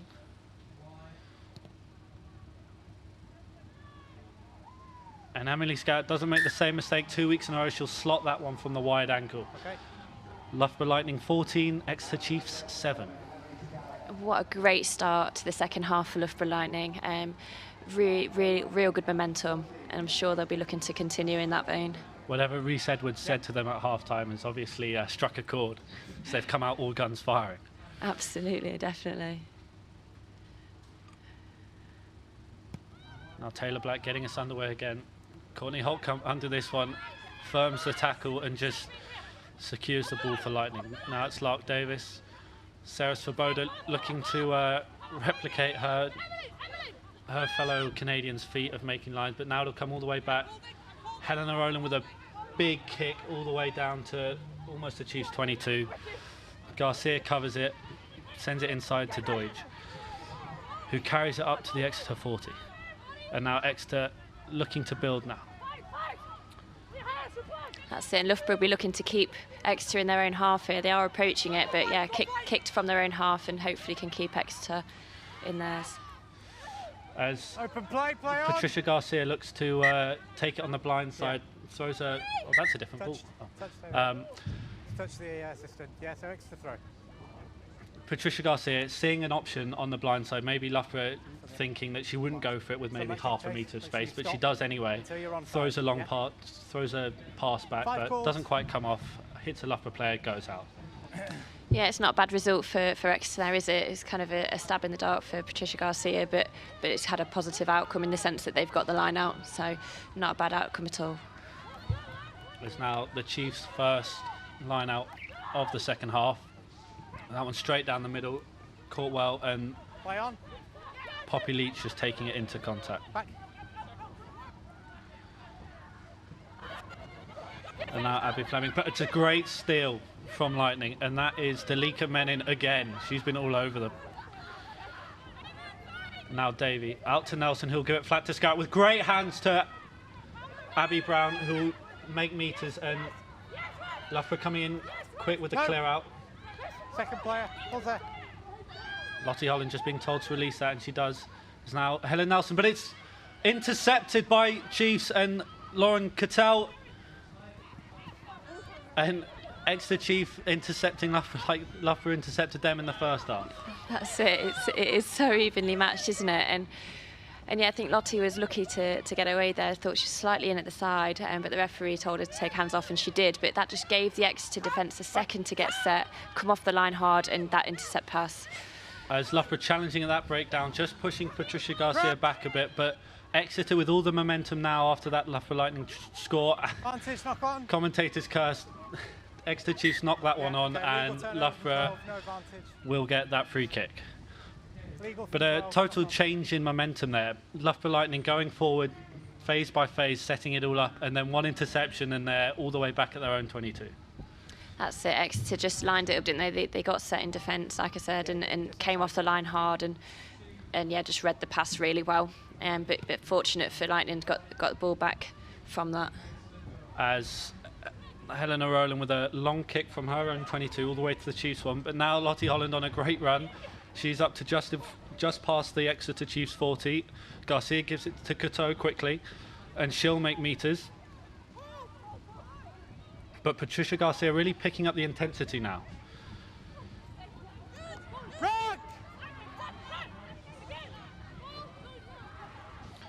Couture with a quick offload. And Loughborough just challenging that, but the ball's come out, squirmed out the back, and Garcia does well to get it away. Lynn van der Velden covers that well and just secures the ball for Chiefs, letting them set. But there's that box kick, and it's floating towards touch. And Abby Brown just misjudging that one and getting her foot into touch. But a great kick from Patricia Garcia. Yeah, excellent kick there, right, just inside the touchline, making Abby having to make a decision there. And yeah, just a slight foot in touch, but she was unlucky because she tried to keep that ball in, and it was a great take from her. But we see that Exeter, when they lose that momentum, and the ball just went loose there, didn't it? And they just popped the ball in behind with that box kick, and that's something that we knew they would bring to the game. As Loughborough bring 2 changes, Bryony Field replaces Lark Davis and Emma Hardy replaces Helen Nelson. As that ball is overthrown, picked up well by Megan Davey. Okay, off you come. But with no 9, Loughborough just Emily Serret comes in to fill that 9 position. She has a quick look, and Rachel Malcolm takes a step. Assist, off you come, 6. Don't go in. And now Helena Rowland calling in for it, looking like she wants to send this one deep, and will straight over Marion Dodge's head, and that's got a great bounce. Right out at the Exeter Chiefs 5 metre, and what a kick by Helena Rowland. However, Exeter take it quick. Garnet McKinder receives that ball on her own try line, breaks one tackle, and now she's brought down. Loughborough doing well to get out of the way. That was new player Emma Hardy there. Dalika Menon. Hi. Just a seatbelt. Arm just slipping up a little bit and forcing that high tackle, but a great kick by Helena Rowland. Outstanding kick by Helena there, and yeah, using the wind to her advantage, and like you say, just technically the flight of the ball meant that it had that bounce. It continued rolling right into the corner. That's an excellent kick. But on the flip side, a great decision from Exeter to take quickly, because that would have been a really difficult line out to defend. To attack out of that part of the pitch. And a tough place to exit from as well, especially with the wind and your own 5 metre line. But now a bit of respite from just an arm that maybe rode a little bit too high from Dalika Menon. Yeah, just that sort of seatbelt tackle that we sometimes see there over the shoulder. Unfortunate, but yeah, Lightning will be looking to continue to build the pressure if possible.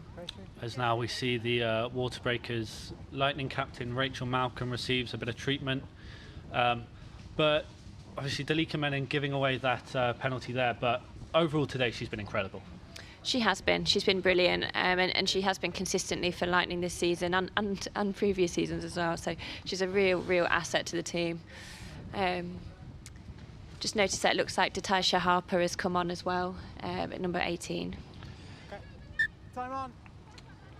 That'll be for Katie Trevathan, I believe. As Exeter Chiefs just making sure of this one, not looking to bite off too much and just gain some field position as this line out right by the Exeter 40.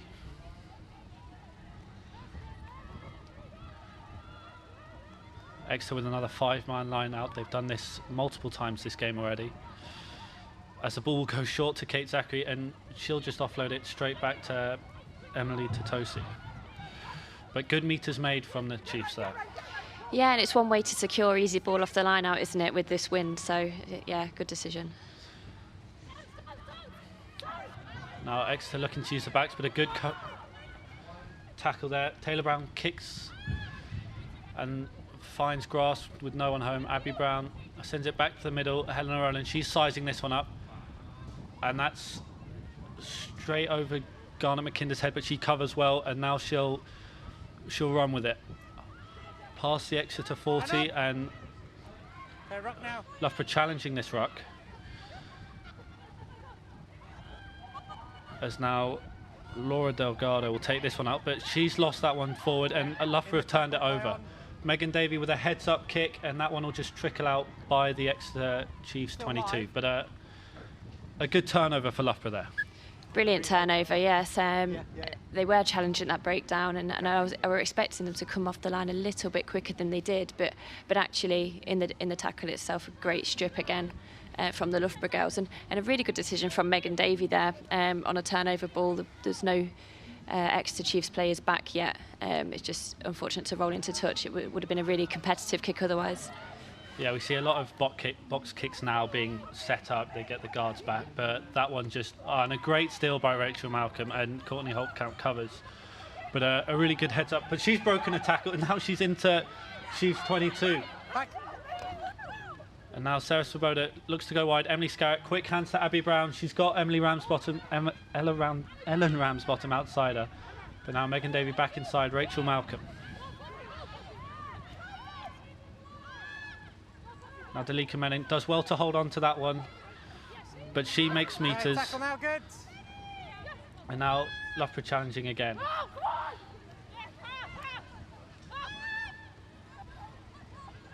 Loughborough Lightning choosing the war of attrition here with the forwards, just hit after hit, making that Exeter line not miss a single tackle. No! It's so tiring defending your own try line in these positions, so yeah, they'll be looking to keep the ball here and just build the phases. Datisha Harper just picking that one up, but a great tackle by Cateau just to force her back. And now Rachel Malcolm. Not out, 9, not out. Yes, out now, use it. The ball's out, ball is out. Referee calls it out, but Loughborough obviously not hearing that one with the Exeter Chiefs defenders swarming all over it. But they'll look to pick and go just to give Megan Davey a chance to get back into the action. Yeah, communicated that a couple of times, didn't he? I think the Loughborough girls just hadn't quite registered. Just a knock on by 4, sorry. And Poppy Leach with a rip in the tackle, but referee deeming just knocked on by her before it's then knocked on by Loughborough, as Patricia Garcia requesting some treatment. But Loughborough Lightning with some great phases there. Yeah, really strong phases from Lightning there, looking after the ball. It's unfortunate that the ball had been deemed to just slip out the back of that ruck, and Megan having to clear up and look after it. But no, it is real pressure building when you're attacking in this part of the pitch. And Exeter Chiefs just making a sub. Laura Delgado comes off, and I can't quite see the number of who's come on.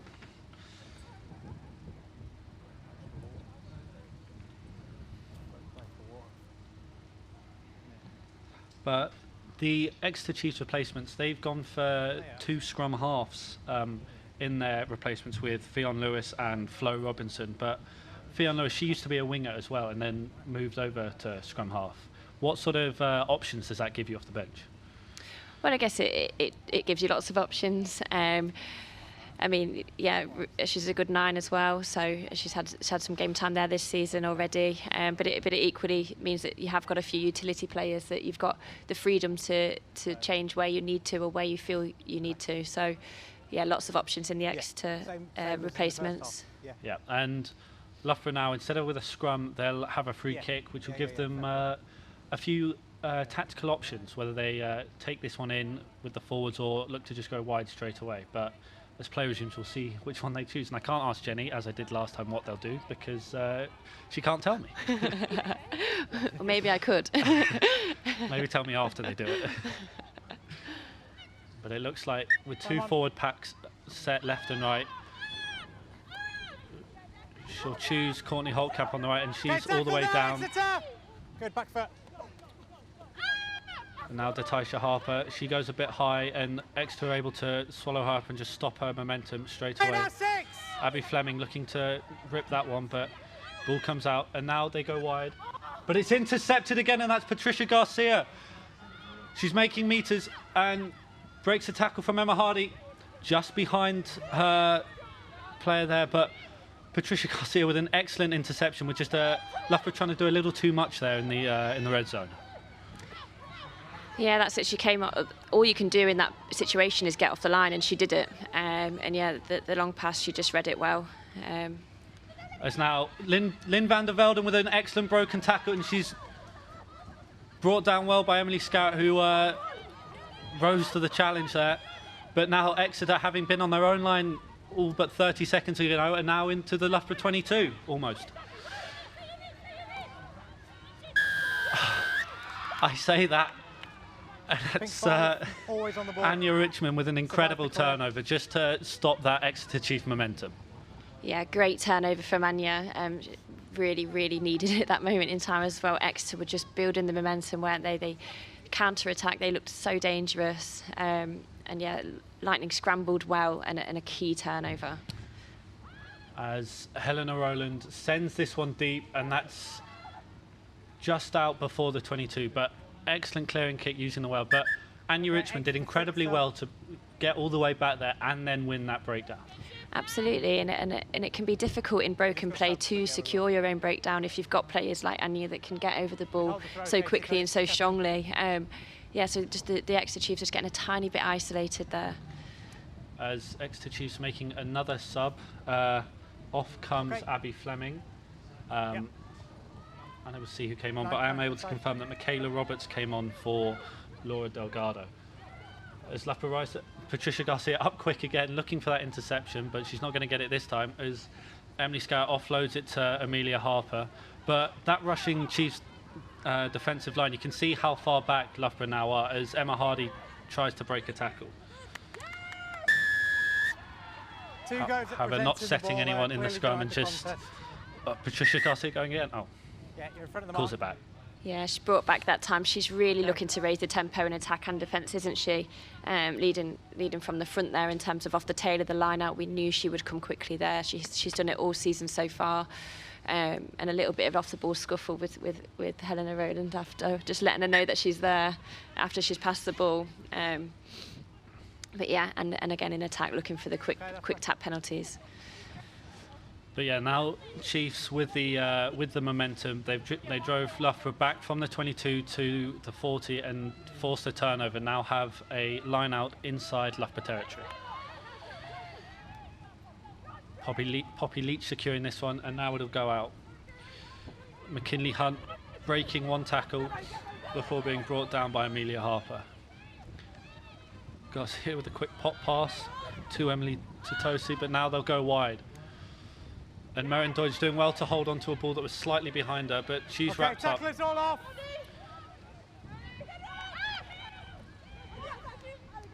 And now Cateau brought down well by Malcolm. Advantage. And that ball just being knocked on, but Emily Scarrett choosing to send this one long over the head of Garnet McKinder. She'll get a bounce, and that one's going to run all the way down to the Exeter 5. But what a clearing kick from Emily Scout with a great chase, but she's managed to step out of that challenge and brought down just before the 22. But a great turnover for Loughborough Lightning there. Great turnover and great decision from Emily Scarrett just to put the boot to ball there again, putting it over the heads of the Exeter back three. So yeah, really great outcome. Now Amelia Harper up there trying to get a tackle on Kate Zachary, but she's unable to, and Zachary will make a few yards. Don't go in there. Ball available. Move your leg. Good. It's always slow. And Patricia Garcia just setting up for this box kick. Lightning have two players back ready to receive. Same as against Loughborough, ball clearly out. However, ball was deemed out and that ruins her set, and Loughborough now counter this, and it's a great counter ruck by Courtney Holtkamp, and that's a turnover. Now Rona Lloyd playing 9 gives it to Tatisha Harper, but another excellent turnover by the Loughborough Locks. Yeah, brilliant turnover from Courtney there. She just fired through on that breakdown. You saw the leg drive. And Rona Lloyd just going for a kick through the legs of Patricia Garcia, unable to pull it off. And Exeter Chief getting the ball straight back. But an interesting decision to go to the short side by Megan Davey there. Yeah, it was an interesting decision. It didn't look from here like there was too much space down there, but she must have seen something. But pictures can change so quickly. Just getting into a quick scuff with a Chiefs player. As that's brilliantly recovered by Lottie Holland. Ellen Ramsden just misreading that, but she's working hard to get back. Helena Rowland covering there. Gabby Catorna taken down by a great tackle, and now Chiefs with an excellent turn of possession. Cateau now takes it into the Loughborough 22. But that's another turnover by Delika Menon. She's been all over the park today. what a saviour for Loughborough Lightning there. Absolutely. Again, a turnover in a key moment. It's just now both teams are gaining momentum and losing momentum. And it's just being able to build those little blocks of momentum together to build some pressure. And both teams are just struggling to do that at the moment, probably because of how equally matched they are. But we saw that excellent little crossfield kick by Exeter Chiefs. They did that against Wasps last week. Janine Duncan managing to pounce on that, and Lottie Holland emulating that feat today as Helena Rowland manages to hit the flag on the 22 with a huge kick. But Ellen Ramsell, I'm just misjudging that one a little bit. The wind deceiving her.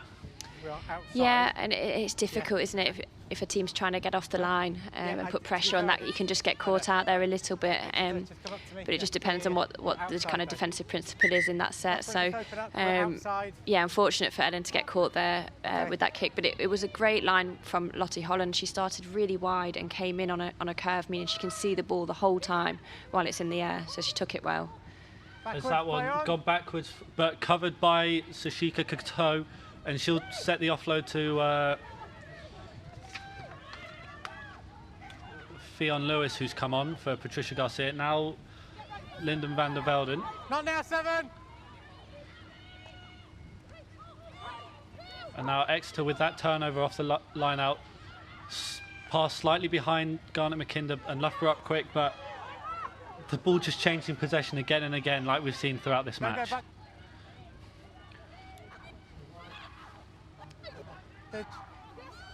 It's 9. Right. Number 5 to seat belt. And it's another quick tap and go from Exeter Chiefs. Fionn Lewis this time. But that's definitely something they've made a mission to do today. Absolutely, just keeping that tempo really high. Legal. As we see a great counter-up by Loughborough Lightning. Okay, and back foot now, Loughborough. And secured well by Exeter Chiefs. And that's it. If you're going to go quickly with the quick tap, you have to be really on it with securing your own breakdown, which they did just about there. As ref just calls time off for a head injury to a Lightning player. It looks like Rachel Malcolm. But a great counter-up by Loughborough there, but equally well done from Exeter Chiefs to seal it back again.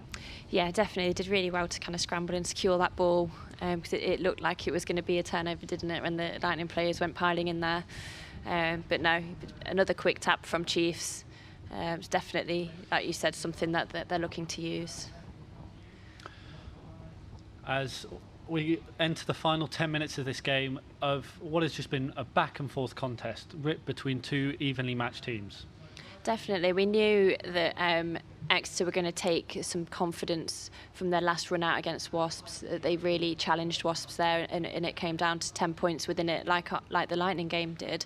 And we knew they'd take confidence from that. They had a week off last week as well, and they have come out today fresh, haven't they? So yeah, it's really evenly matched, and I'm sure Lightning have got a few tricks that they've not quite used yet, but we'll wait and see. Could this be foreshadowing? We'll let you know later on. But Exeter Chiefs, obviously with that week's rest, they seem to start flagging a bit in the second half against Wasps, but obviously not having played last week and a whole extra week to prepare, that's definitely benefited them. Definitely, and against Wasps, we saw them really target Wasps' breakdown, and that can be taken out of a team as well. And Wasps play at a high tempo, and so did Chiefs. So yeah, it probably was a kind of a fatiguing battle throughout that game in terms of the fight at the breakdown. But yeah, they look like they're well rested, and they've come out all guns blazing today. As a scrum called here for the stoppage. We've seen an evenly matched scrum so far, so this should be more of the same. Yeah, it's been really equal, hasn't it? Both teams retaining their ball, and yeah, obviously Chiefs were in possession going into this little break for the injury, so they resumed possession. And we're seeing at scrums the one line setting before the other, just to try and even these things up, to remove as much exposure as possible. But here now both teams set, and Exeter looking to push, but Loughborough equal to them. Exeter! Ella, behind. Ella Virvas has come on for Megan Davey. As Exeter with a great carry up to the Lightning 40. And Serret Svoboda looks to get onto this ball early on, but just cleared out in time. And now Chiefs will use their backs. Garnet McKinder on the inside line. Slowed down well by Emma Hardy, and now still going, breaking tackles down into the Loughborough 22. And now it's Taylor back, out the back, just runs into Poppy Leach. But now it comes out. McKinley Hunt taking that ball in. And what a tackle. Great tackle by Emily Serret there. She timed that perfectly. As Exeter Chiefs continue to use the width of the pitch, Rona Lloyd making the tackle there and promptly rolling out the way. Fionn Lewis just looking for that cut inside, but Loughborough guards making sure she can't do that. And Loughborough really coming out quick on their own 22 to stifle this momentum for Exeter Chiefs. Yeah, they're coming up hard and making their tackles, and yeah, just waiting for their opportunity. Just need to keep doing more of the same. As there, Maren Deutsch looks for the gap that's not coming, and Poppy Leach steps up to the line, gives it out to Lauren Cattell, but she's got Lottie Holland out wide. And now it'll come to that pass from Taylor back just in front of her. Offside. However, Loughborough pinged for offside, so that'll come back for an Exeter Chiefs penalty. But a good defensive set from Loughborough up till that. Yeah, really good defensive set, and they were being really patient, and they actually did force the error, but unfortunately the error was forced by being slightly offside. It is one of those penalties that's so frustrating to give away. As Gabby Cantona now just sticking this into the corner, making no mistake about it. And Exeter Chiefs will have a line out on the Loughborough 5 metre line. Yeah, it'll be interesting to see what Exeter do here. We've seen them go short to the front a number of times in this game already, and then obviously a few line-outs haven't gone to plan. So have a normal jumper, Rachel Malcolm at the front now, just to you'd imagine to stop that short inside ball. As they now look to go to the back, but not straight. And Exeter waste that possession as a free kick, not a free. Yeah. As Loughborough now have the option between scrum or line out, which you imagine they'll take the scrum. Yeah, they've opted for the scrum there, as you'd imagine. Yeah, it's been a tale of this game, hasn't it? Those line out throws, just not being straight, and we've had it on both sides as well. But you can see now, we can see the corner flags just waving a little heavier than they were earlier, and that throw's just got away from Exeter Chiefs. But a let off for Loughborough Lightning, and now they'll look to get a big clearance here with Maren Deutsch all the way back past the halfway line.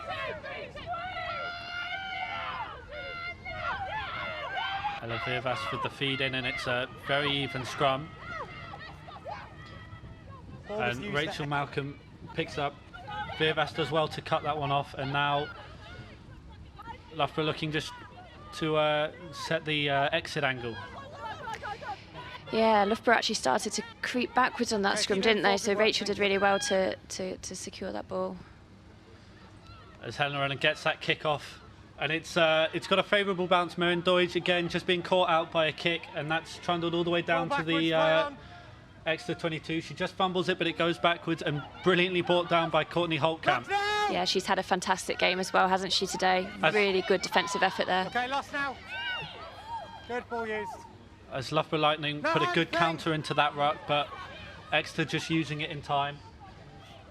And now they'll go wide. They've got numbers on this short side if they see it. And high number 3, seatbelt. Fionn Lewis kicking it, but it's another high tackle from Dalika Menin. And Exeter with a penalty now to clear their lines. Yeah, it's difficult there, Dalika, just with another seatbelt tackle, but it is hard when the ball carrier is kind of getting into that low body position. It's so easy just to slip up, but it's a technical thing, and As yes. Abby Brown manages to keep that ball in really well. Ella Virvas now gives it to Helena Rowland, who gives it to Rona Lloyd, and Emily Scarrett now with a long kick. Backwards. Long grubber. Backwards. Maren Doid's being Yeah, second one. deemed to knock it backwards the first time, but the second First time one she tried to backwards, cover then that, and there's that's a a great sort of stinger grubber kick combo by Emily Scarrett there. Yeah, really good on the turnover. So the kick, they regathered the kick, moved it to the opposite side, and Emily, great kick through and forcing the knock on. As the tap and go goes to Courtney Holtkamp, and now Loughborough look to go wide. Taisha Harper, the recipient of that flat ball, she offloads it to Dalika Menon, who, once she starts running, it's very hard to bring her down. Helena Rowland with a quick step, inside ball. Sarah Svoboda picks it up. And Loughborough clear out comes in illegally from the side. But a good passage of play from Loughborough, and then another penalty just derails their progress. Yeah, really unfortunate there. Rachel worked so hard. She was slightly ahead of the ball carrier, Sarah, there, so she had to work back round and wasn't deemed to have quite got back round quite far enough. As Gabby Cantona this time making sure of it. Ball goes out just past the 10-metre line.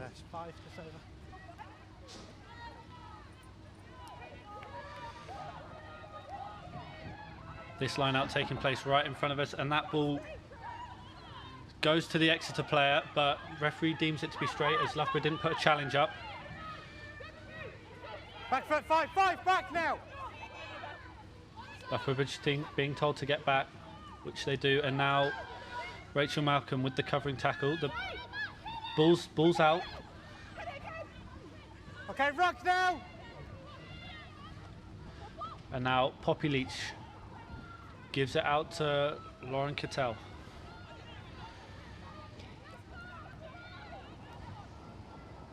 Now Exeter building wide, and that's a broken tackle by Maren Doidge, and Exeter now approaching the halfway line. Loughborough up quickly, as we've seen so often in this second half, and contesting that line out, that breakdown. Nowhere near the ball. But Fionn Lewis manages to get this one out. Sashiko Kato takes this one in.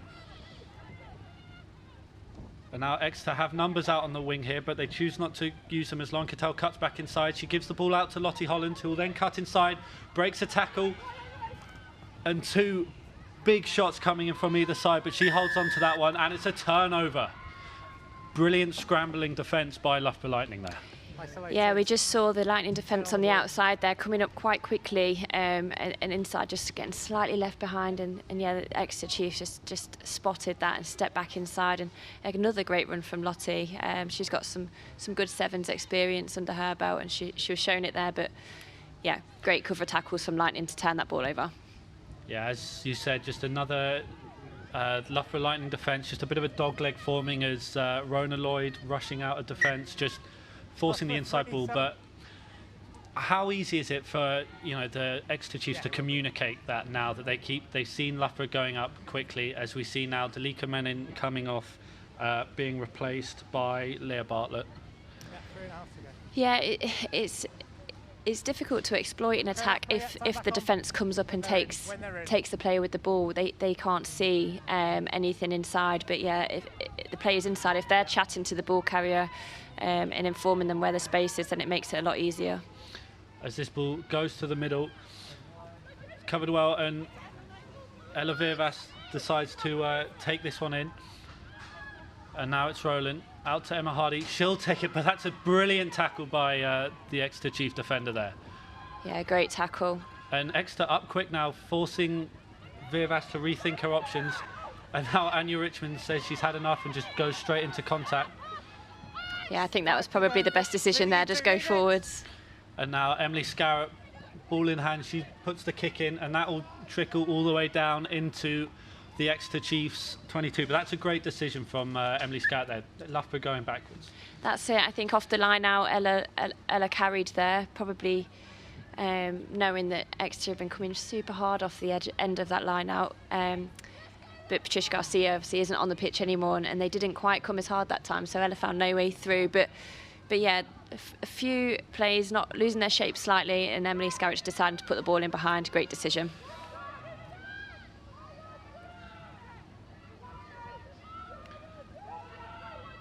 So now Exeter Chiefs winning this line out and just setting up a maul, which they're managing to gain some metres on. And now Kate Zachary will break. Collapse. 17. But Leah Bartlett deeming to have collapsed that maul. Yeah, it seemed to look like it was still moving, didn't it, on this near side to the touch line. But yeah, referee deeming that maul to have gone down. And that ball sent into touch while Helen Orland trying to get across but not managing to do so. But that maul there, you know, the referee side, he's called what he's seen. It's just... Absolutely, yeah, and I think he's officiated this game really well, hasn't he, today? It's been really clear with the players. We've been able to hear his communication to them as well. 17, yeah. As now Anya Richmond makes way, as does Sarah Svoboda, for Abby Duguid and Becky Noon.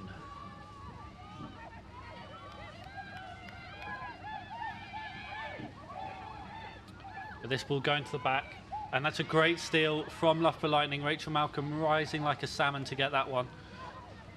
Yeah, great turnover. She's had a few of those today. She'll be really pleased. As Ella Virvas takes this one out the back.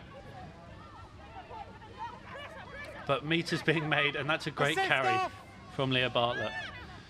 As now she'll send this one back. Helena Rowland has a look up, sends this one deep, and that one finds grass again, and another great bounce just over Maren Deutsch's head.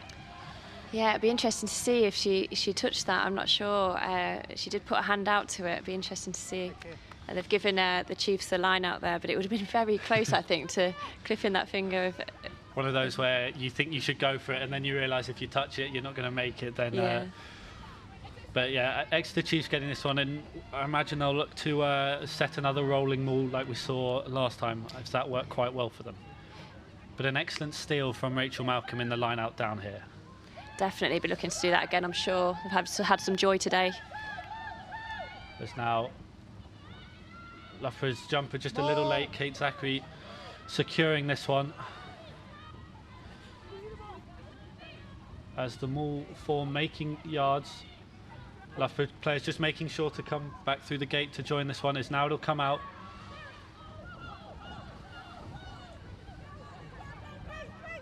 Good decision, thank you. Fionn Lewis just zipping this one out, but Maren Deutsch has put this one down, and no advantage coming. Loughborough will have... overtime, so there's no time to restart. Would have had the free kick, but that is the end of the game, and Loughborough Lightning win this one, 14-7. Yeah, real close encounter here at Loughborough University, but excellent result for the Lightning girls. They'll be so pleased with that after losing to Wasps last weekend, and yeah, definitely a confidence boost.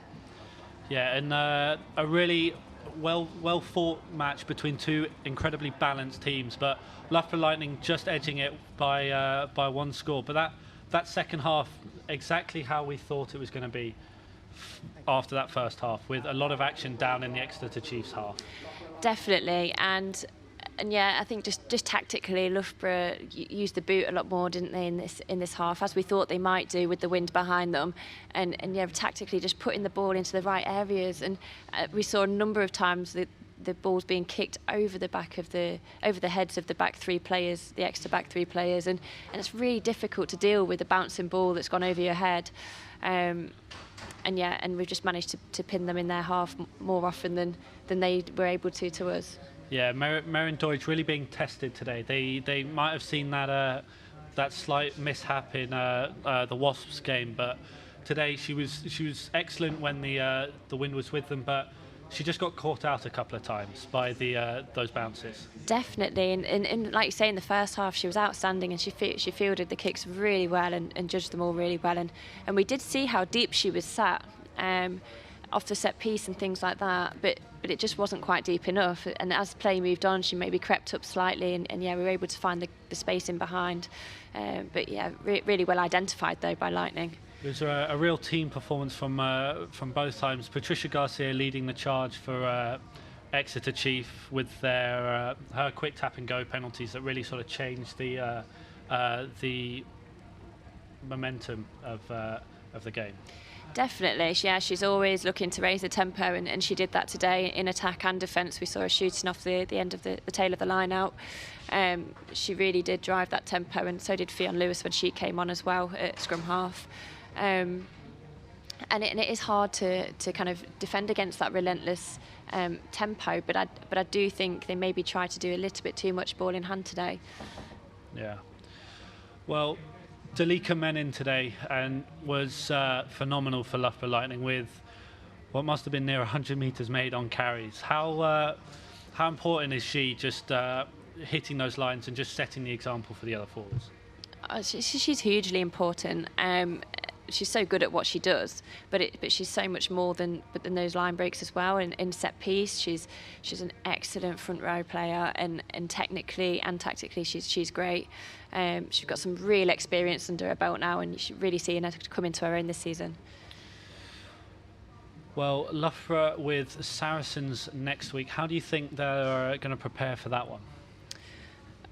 Well, we've got a big week of training ahead. It's the last game before Christmas, and I think both teams have been building into kind of focusing on this game, and this Exeter game today is a stepping stone into that match. And I think Loughborough will be pleased with their performance today. There's definitely things that we can improve on going into next week, and we'll have to improve on going into next week as well. But I think the variety that we played with today is definitely something that we can take confidence in and take that into Saracens. We saw variety from Exeter and Loughborough in terms of playing through the forwards, inside balls, out the back, and putting the ball to boot as well. So yeah, definitely need to bring that in against Saracens. Yeah, but it was really well identified by both teams, just making great use of that wind first time round, and Loughborough Lightning ultimately managing to defend their try line and territory slightly better than Exeter Chiefs. But for Exeter, another close game, another losing bonus point. They're just going from strength to strength, aren't they? They are, and we spoke before the game about the wealth of experience they've got across the board, from all different nations, and they are starting to look like a real outfit and a real team. And we knew at the start of the season they would be dangerous with the signings that they'd had, but it's just taken a few games for them to find their feet, and we are seeing them being really competitive now. And I'm sure in the second half of the season they'll be kind of trying to edge up that table. Yeah, well, handling errors had been one of Loughborough's weaknesses in recent weeks, but today they were a lot better with the ball security. Definitely, it's something that we worked really hard on throughout training this week, and something that kind of is so simple in a lot of ways, but when defences are putting you under pressure, it can be hard to make those decisions under pressure. But like you said, we saw players making line breaks today and managing to secure the ball and then build the phases, and we had numerous phases in the opposition 22, which led to scores eventually. So yeah, really good from Loughborough. And we saw the subs from both teams really make an impact on the game when they came on. How important is it just to have that depth on your bench? It's so important, especially at this level. You can't have sort of replacements on the bench that can't come on and do a job. And I think every squad throughout the league has got players that can do that. And especially here at Loughborough, the players that we had replacements today came on and lifted the tempo and did a great job. And they should be really pleased with their performances.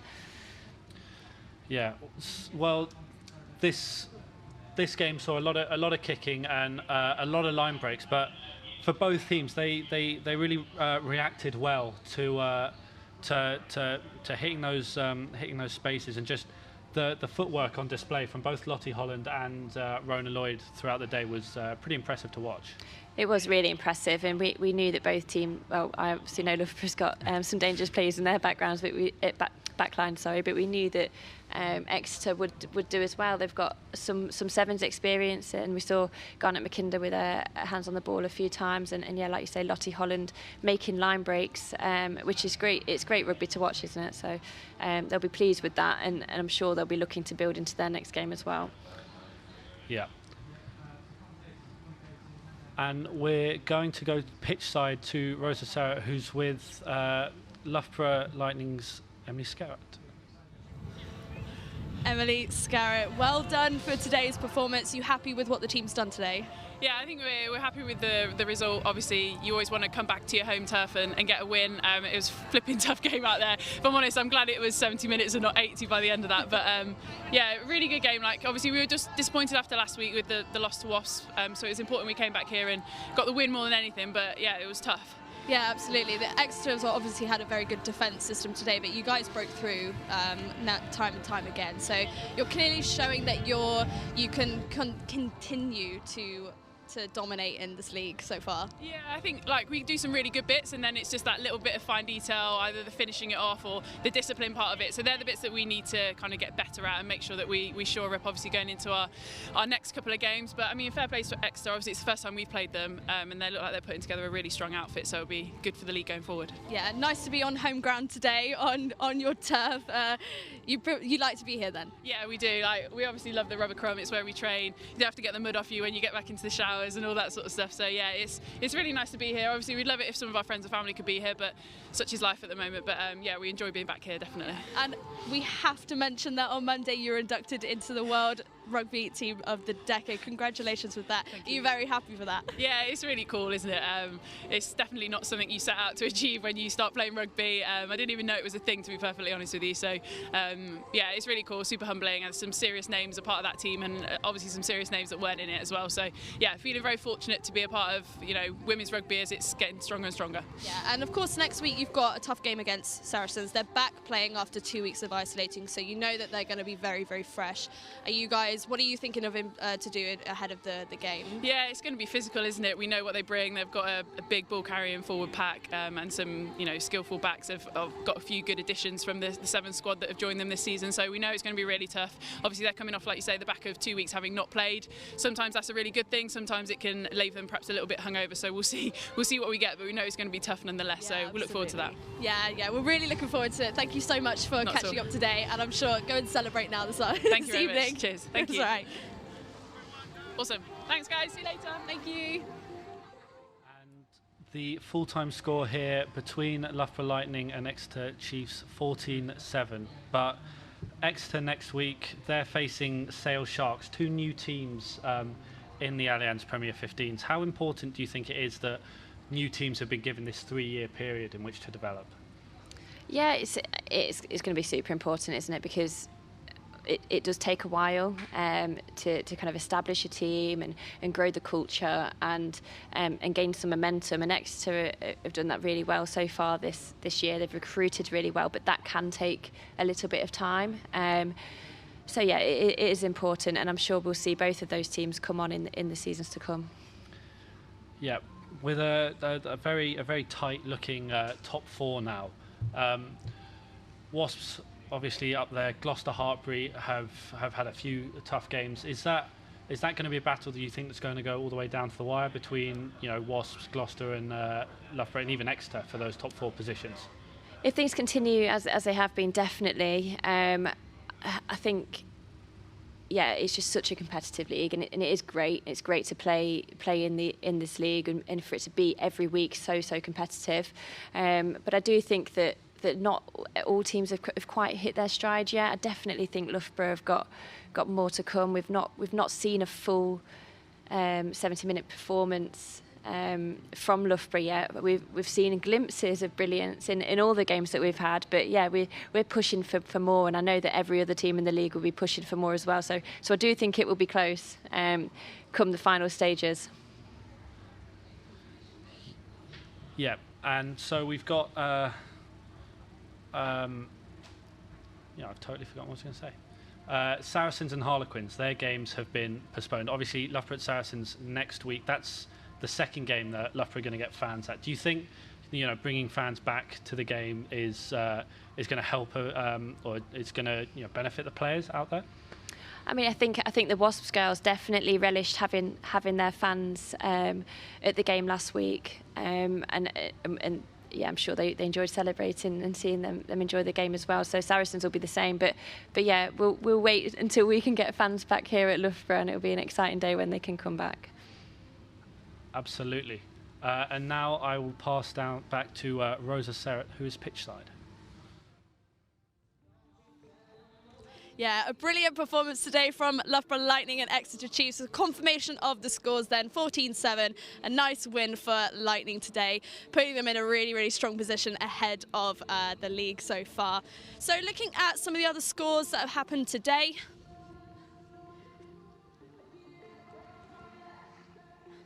So clearly we saw Wasps absolutely sailed through their match today on 30-8. And then Bristol Bears and Worcester Warriors staying from their halftime scores on 12-15, which is putting them in a very, very good position ahead of the league. So if we take a look at the league table to see how that has affected from today's game.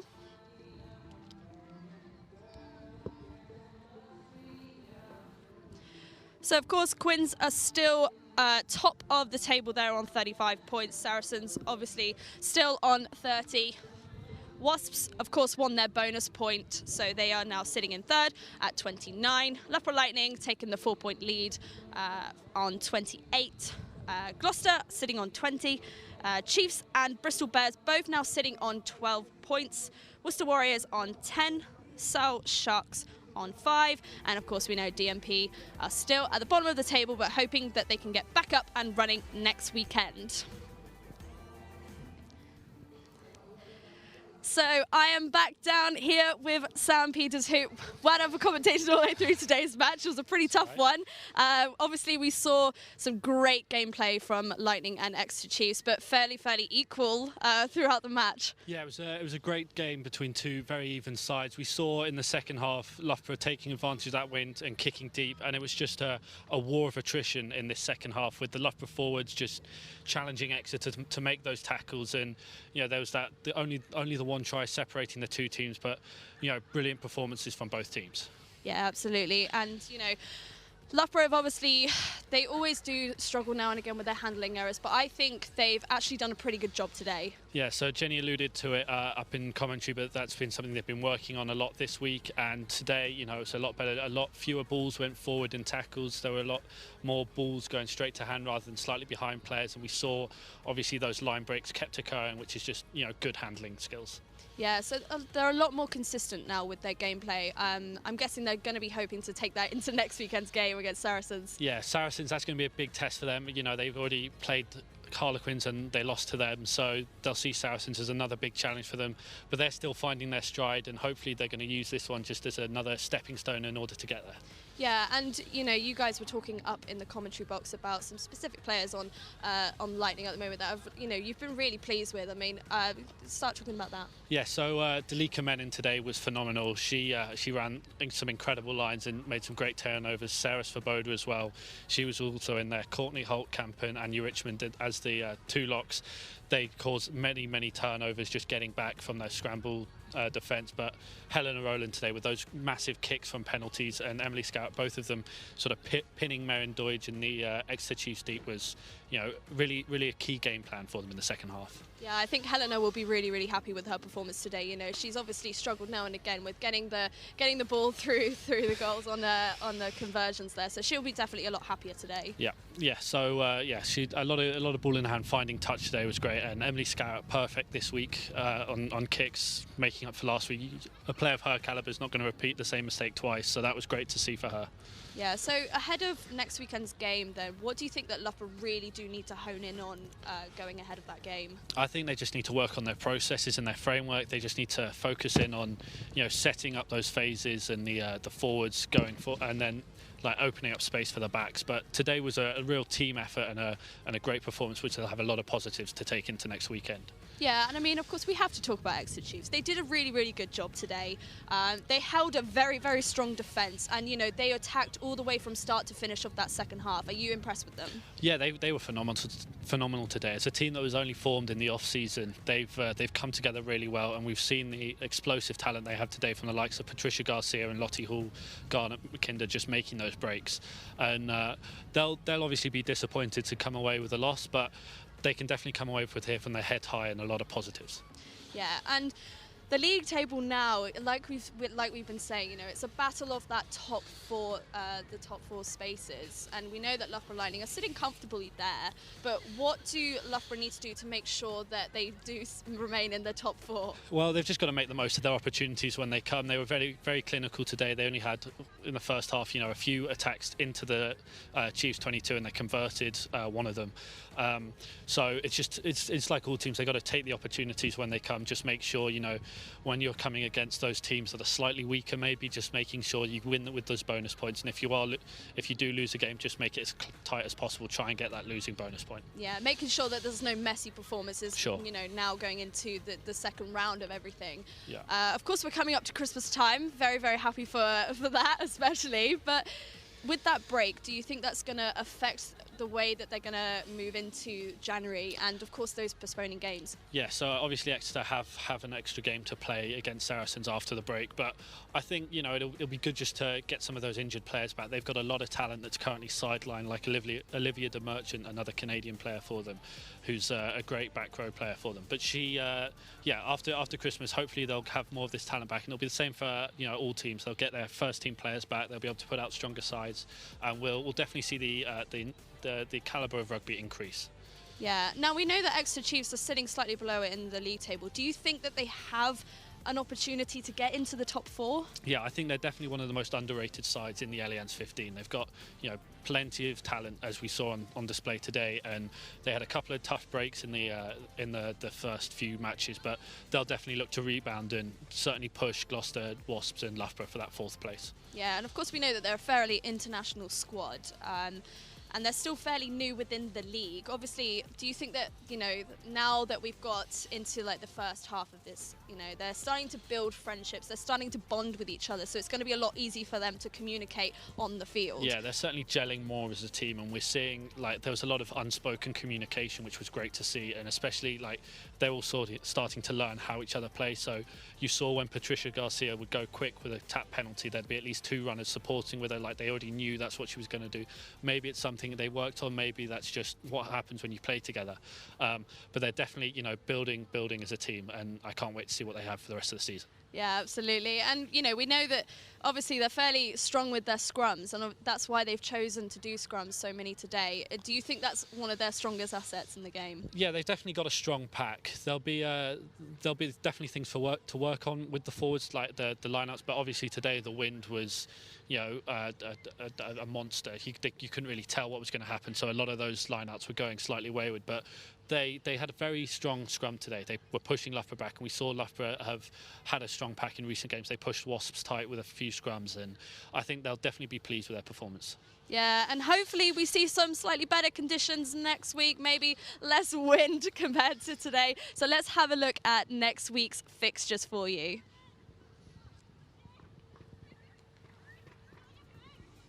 Okay, so we know that both Saracens and DMP Durham Sharks will be back out on the field next weekend, which obviously will be great because we will have a full fixture list for you. So running through them now, we'll have Wasps against Gloucester. Of course, we know it's going to be a battle for the top 4 there, so that'll be an interesting game to watch.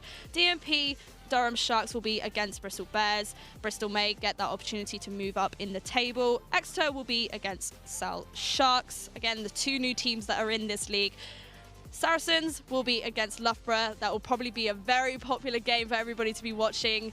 And hopefully both teams will be able to perform as best as they hope to. And then lastly, we've got Worcester Warriors against Harlequins. So thank you so much for joining us today, and thank you so much, Sam, for commentating today's match. If we don't see you before Christmas, we do wish all of you guys watching at home a very, very Merry Christmas. Make sure you look after yourselves, wash those hands, wear the mask, because hopefully we'll be back up and running in January for some more matches. But from me, Rosa to Serret, LSUTV, we wish you a very, very happy evening. Thank you.